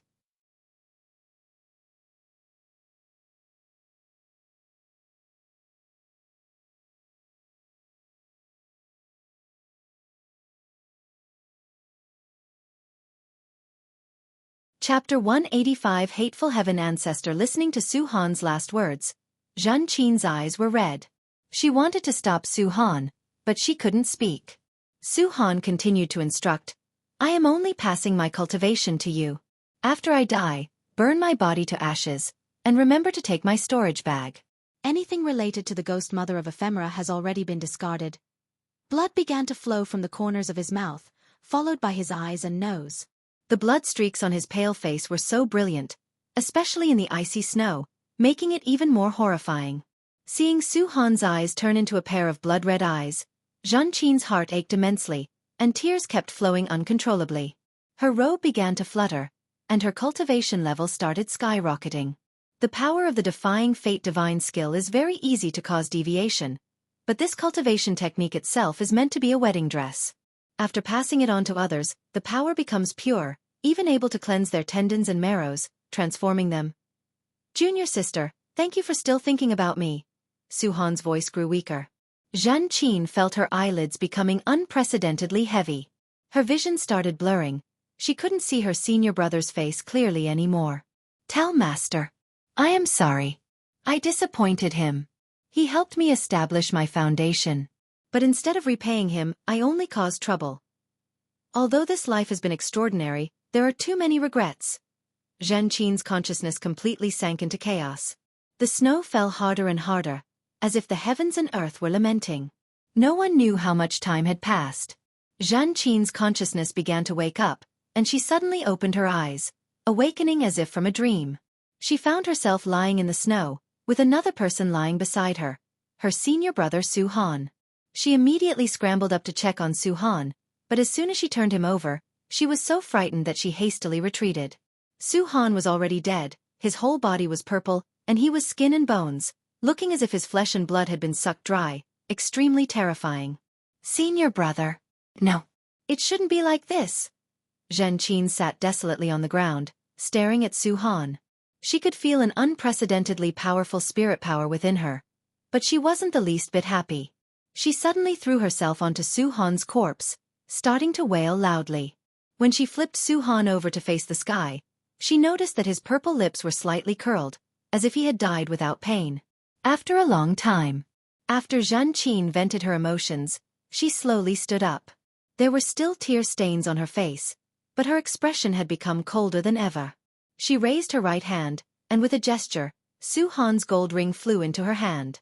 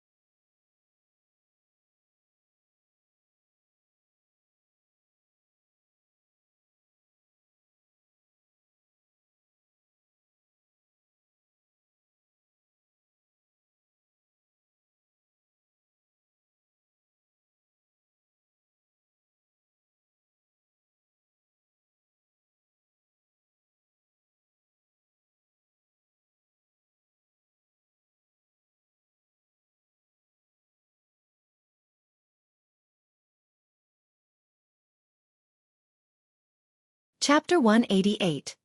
What realm is Sword Venerable Fudao in? Guan infused his mana into the ground. The 5-element spiritual energy followed his mana and converged towards the heavenly repair platform. On the heavenly repair platform, the cultivators who couldn't raise their heads saw wisps of spiritual energy emerging on the platform, all converging in one direction. They glanced out of the corner of their eyes. The heaven-cutting axe. Zhua Yijian, kneeling beside the heaven-cutting axe, felt it even more deeply. His pupils dilated, filled with excitement. The elder was about to make his move. Nature's spiritual energy gathered beside the heaven-cutting axe, forming a whirlpool, quickly condensing into a dark purple phantom. It was precisely Gu An's 9 Extremes Yin-Yang body. Under the golden light, the posture of the 9 Extremes Yin-Yang body was incomparably domineering, causing the nearby cultivators to be filled with excitement. Sword Venerable Fudao has appeared. The giant face in the sky locked its gaze on the 9 Extremes Yin-Yang body. The golden light array diagram once again burst forth with golden rays, and this time, it was as if a torrential downpour decorated the entire sky. Especially for the cultivators on the heavenly repair platform, the visual impact was immense. Under Zhua Yijian's watchful eye, the 9 Extremes Yin-Yang body grasped the handle of the heaven-cutting axe in reverse. The heaven-cutting axe, which the cultivators of the supreme sect thought impossible to lift, was effortlessly raised as if it had no weight. The 9 Extremes Yin-Yang body lifted the axe with one hand, facing the golden rays that filled the sky. Its figure looked so insignificant. But at that moment, all the cultivators kneeling on the platform directed their gaze towards it. With its appearance, everyone in the outer sect city felt the pressure on them lessen. At least they could turn their heads. No one knew why, but looking at Sword Venerable Fudao holding the heaven-cutting axe, all the fear in everyone's hearts dissipated. Time seemed to slow down at that moment. Zhua Yijian raised his head, a look of fanaticism on his face. He was still kneeling, as if worshipping the 9 Extremes Yin-Yang body. The 9 Extremes Yin-Yang body lifted the axe with its right hand, moving the heaven-cutting axe to its left waist, and then suddenly lifted it upwards. Slicing heaven with axe. With one slash, the entire world instantly lost its color. The golden rays in the sky were successively annihilated. The golden light array diagram spanning the sky was directly cut in half, including the giant face, and even a clear space rift appeared in the sky, shocking the onlookers. Who are you, to have trained the heaven-cutting divine axe to such a degree? A mysterious, cold and indifferent voice sounded, this time filled with fear, no longer calm and composed as before. Boom! The golden light array diagram in the sky, sliced in half, suddenly exploded, a terrifying strong wind crushing everything between heaven and earth. Zhujian instinctively lowered his head and closed his eyes. All the disciples in the Third Medicine Valley were blown away by the suddenly erupting strong wind, including Guan's true body. The formations in each area of the valley were activated, forming protective barriers, like light shields suddenly lighting up. The mountains and forests outside the Medicine Valley shook violently, as if the trees were about to be uprooted at any moment. The same happened in Mystic Valley. All the cultivators in the outer gate cities in the 8 directions, the inner gate cities in the 4 directions, and the main city of the sect saw the golden light array diagram in the sky suddenly cut in half. Although they couldn't see clearly what had happened, the space rift spanning the sky proved that someone had just made a move. Along with the mysterious enemy's words, everyone thought of Sword Venerable Fudao. Ji Xiaoyu stood on the eaves, resisting the strong wind with her own spiritual power. The debris beneath her feet was blown away. She squinted as she looked on, her eyes filled with shock. The sky was covered with streaks of golden light, as if the golden sky had been torn apart. The heaven-cutting divine axe, Ji Xiaoyu muttered to herself, her beautiful eyes fixated on the sky. She naturally knew that the heaven-cutting divine axe was one of the 9 inheritances of the 7-star spirit realm. The appearance of the heaven-cutting axe had made her think that Sword Venerable Fudao just got the relic of ancestor Xian Tian. But now it was proven that Sword Venerable Fudao had also mastered the heaven-cutting divine axe. From the words of that mysterious great cultivator, it seemed that Sword Venerable Fudao not only mastered it but trained the heaven-cutting divine axe to a very high realm. Sword Venerable Fudao was hostile to the 7-star spirit realm. Could it be that Sword Venerable Fudao was also a person of the 7-star spirit realm? Ji Xiaoyu resisted the wind and thought wildly. The violent windstorm lasted for a long time. Zhujian struggled to open his eyes, seeing Sword Venerable Fudao turn around, putting the heaven-cutting axe back in place. Then Sword Venerable Fudao came to him, gently patting his shoulder.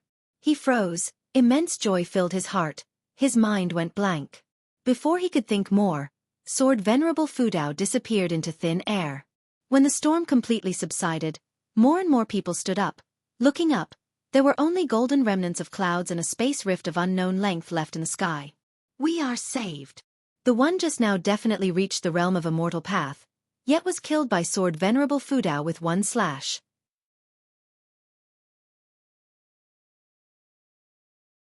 He should be dead. Otherwise why didn't he make a sound? Who on earth is that person, to dare suppress our supreme sect alone? Fortunately, we have Senior Sword Venerable here. Didn't you hear? Sword Venerable Fudao is also in the realm of immortal path. They say even the Mahayana realm can't reach the edge of the immortal path. A thunderous cheer erupted from the outer sect city. Lu Lingjun and Fairy Sushin floated in the air. The impact on the 2 women was even greater. When Sword Venerable Fudao swung the axe, they felt a chill that made them fearful even in retrospect. The mysterious great cultivator they couldn't resist was killed just like that? Fairy Sushin looked at Lu Lingjun and sighed. It seems the mystic heart realm is still within the mortal range. Lu Lingjun remained silent. Her feelings were complicated. She had reached a realm she had dreamt of before her ascension, but since reaching the mystic heart realm, she often felt powerless. Even though her cultivation level had grown stronger, she felt weaker. In a forest, a figure appeared out of thin air. It was a man in golden robes, stumbling forward as he landed, spitting a mouthful of blood. His blood splashed on the flowers and grass, immediately turning them to ashes. He stabilized his figure and started to cultivate energy to suppress the domineering mana within his body. Damn! How can his mana be so powerful, and with more than one attribute? The man in golden robes thought through gritted teeth, his handsome face full of pain. It couldn't be done. He couldn't suppress it at all. He immediately turned around, preparing to flee back to the 7-star spirit realm. But as soon as he turned, a hand pressed down on his shoulder. His eyes widened. Before he could turn around, a divine sense far surpassing a loose immortal's rushed into his mind, causing his eyes to lose their luster. The strongest aspect of a wandering immortal was their soul power, stronger than their own mana. Standing behind the man in golden robes was Guan's true body. He had delayed a bit to handle the disciples in the valley, which was why the man in golden robes had escaped here. This time, Guan did not perform soul search, instead using divine sense to destroy the primordial spirit of the man in golden robes, directly suppressing him. You have successfully seized Startling Immortal Lin, 6th layer of Loose Immortal Realm. 1,709 years of lifespan. Guan took Startling Immortal Lin's storage bag, then used Tai Ching True Fire to burn his body. The loose immortal died in the forest, without a sound. After Startling Immortal Lin turned to ashes, Guan disappeared into thin air.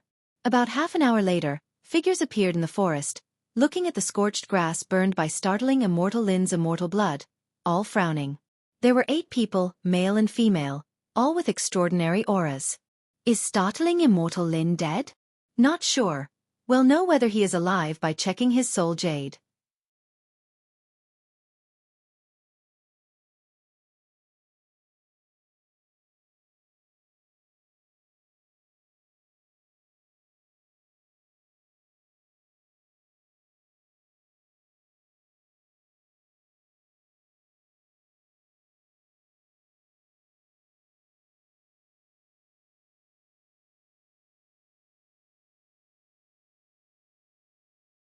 Countless shadowy figures of demon beasts appeared, as if he were leading the entire demon clan forward, exuding grandeur.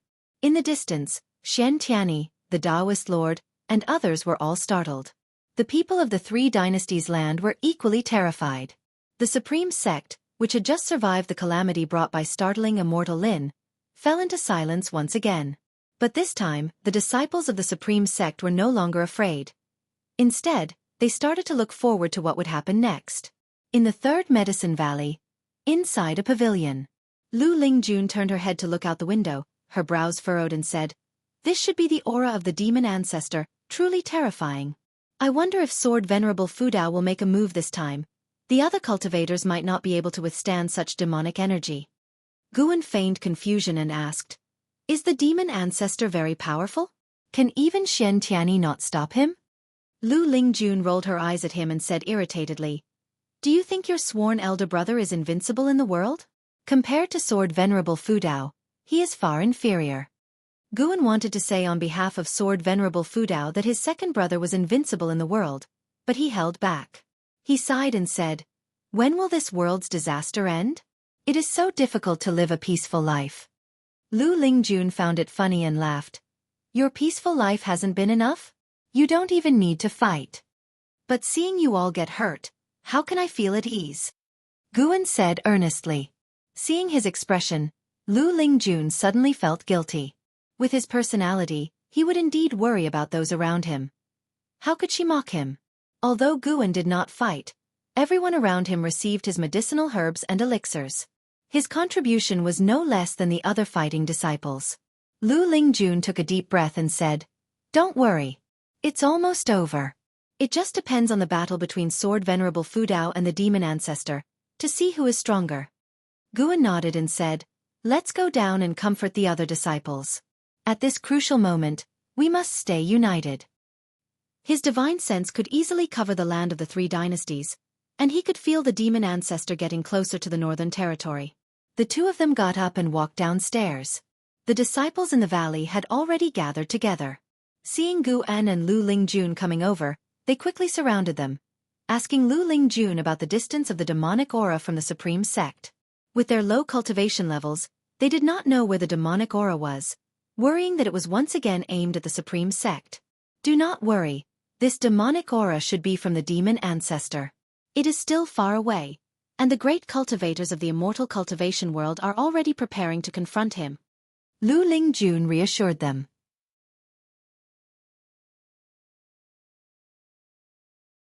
The mention of the demon ancestor startled the disciples, and they began discussing it incessantly. Xiao Chuan turned to look at his senior brother, who was standing outside the crowd, gazing at the sky, lost in thought. He immediately walked over and asked, "Senior brother, are you worried?"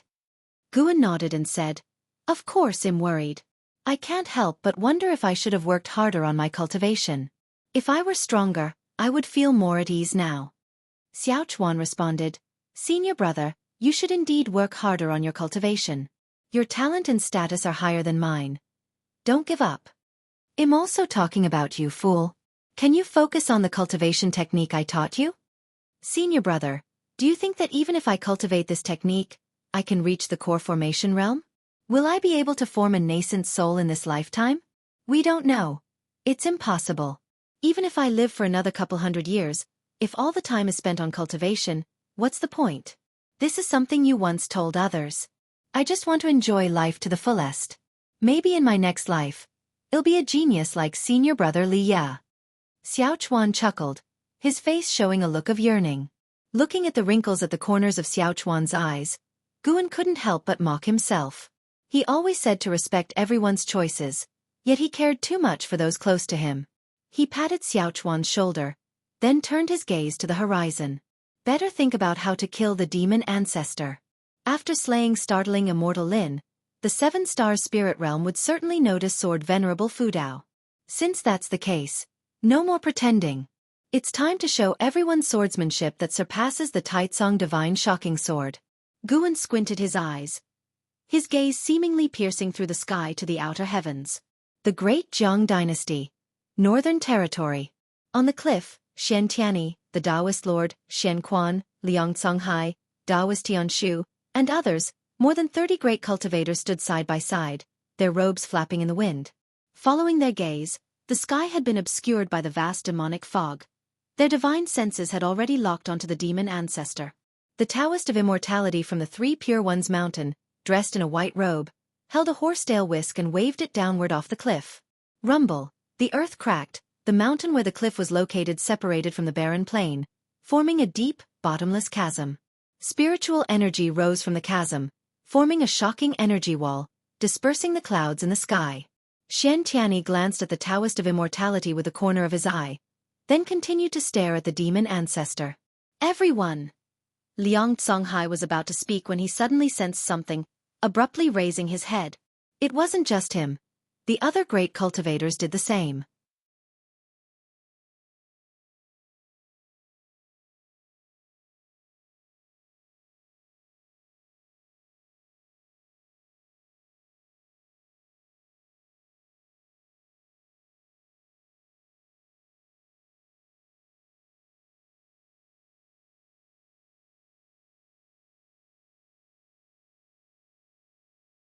However, instead of retreating, the demon ancestor exploded with even stronger demonic energy, intending to invade the human race's territory.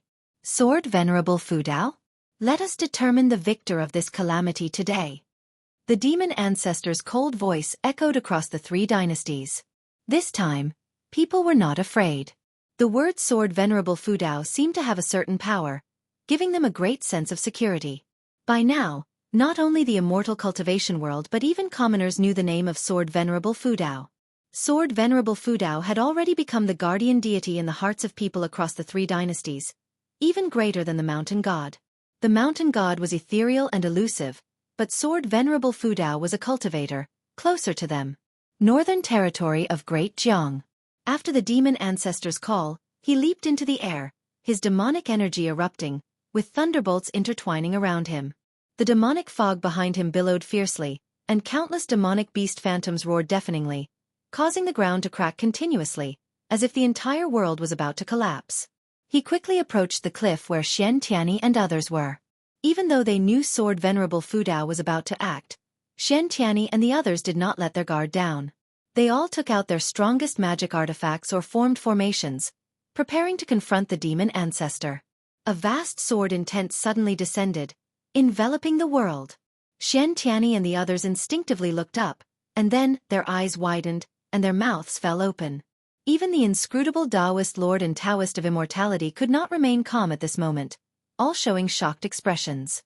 As they watched, the countless stars burst out with sword light, like innumerable sword shadows streaking down with flowing light, covering the entire sky, an awe-inspiring spectacle. Even someone as strong as the Mahayana realm felt insignificant as dust at this moment. The demon ancestor gazed at the endless starry sword shadows, a fleeting look of fear in his eyes, followed by a manic expression. Rumble, amidst the rolling demonic fog, countless demonic beast phantoms condensed into a giant demon 1,000 feet high. The figure was human-like, standing on lions and tigers, with an azure dragon coiled around its waist, a phoenix spreading its wings on its shoulders. Its long hair writhed like a cluster of serpents, and its hands conjured a long blade shadow, brandishing it skyward in fury. At this moment, Shen Tianyi and others, along with the approaching cultivators in the rear, were all stunned. It seemed as if they were witnessing a creation god resisting the sky, the visual impact making their hearts pound like war drums. Boom, boom, boom. Endless starry sword shadows descended, striking the long blade in the giant demon's hands. His demon blade was instantly submerged, and his demon body was continuously pierced through.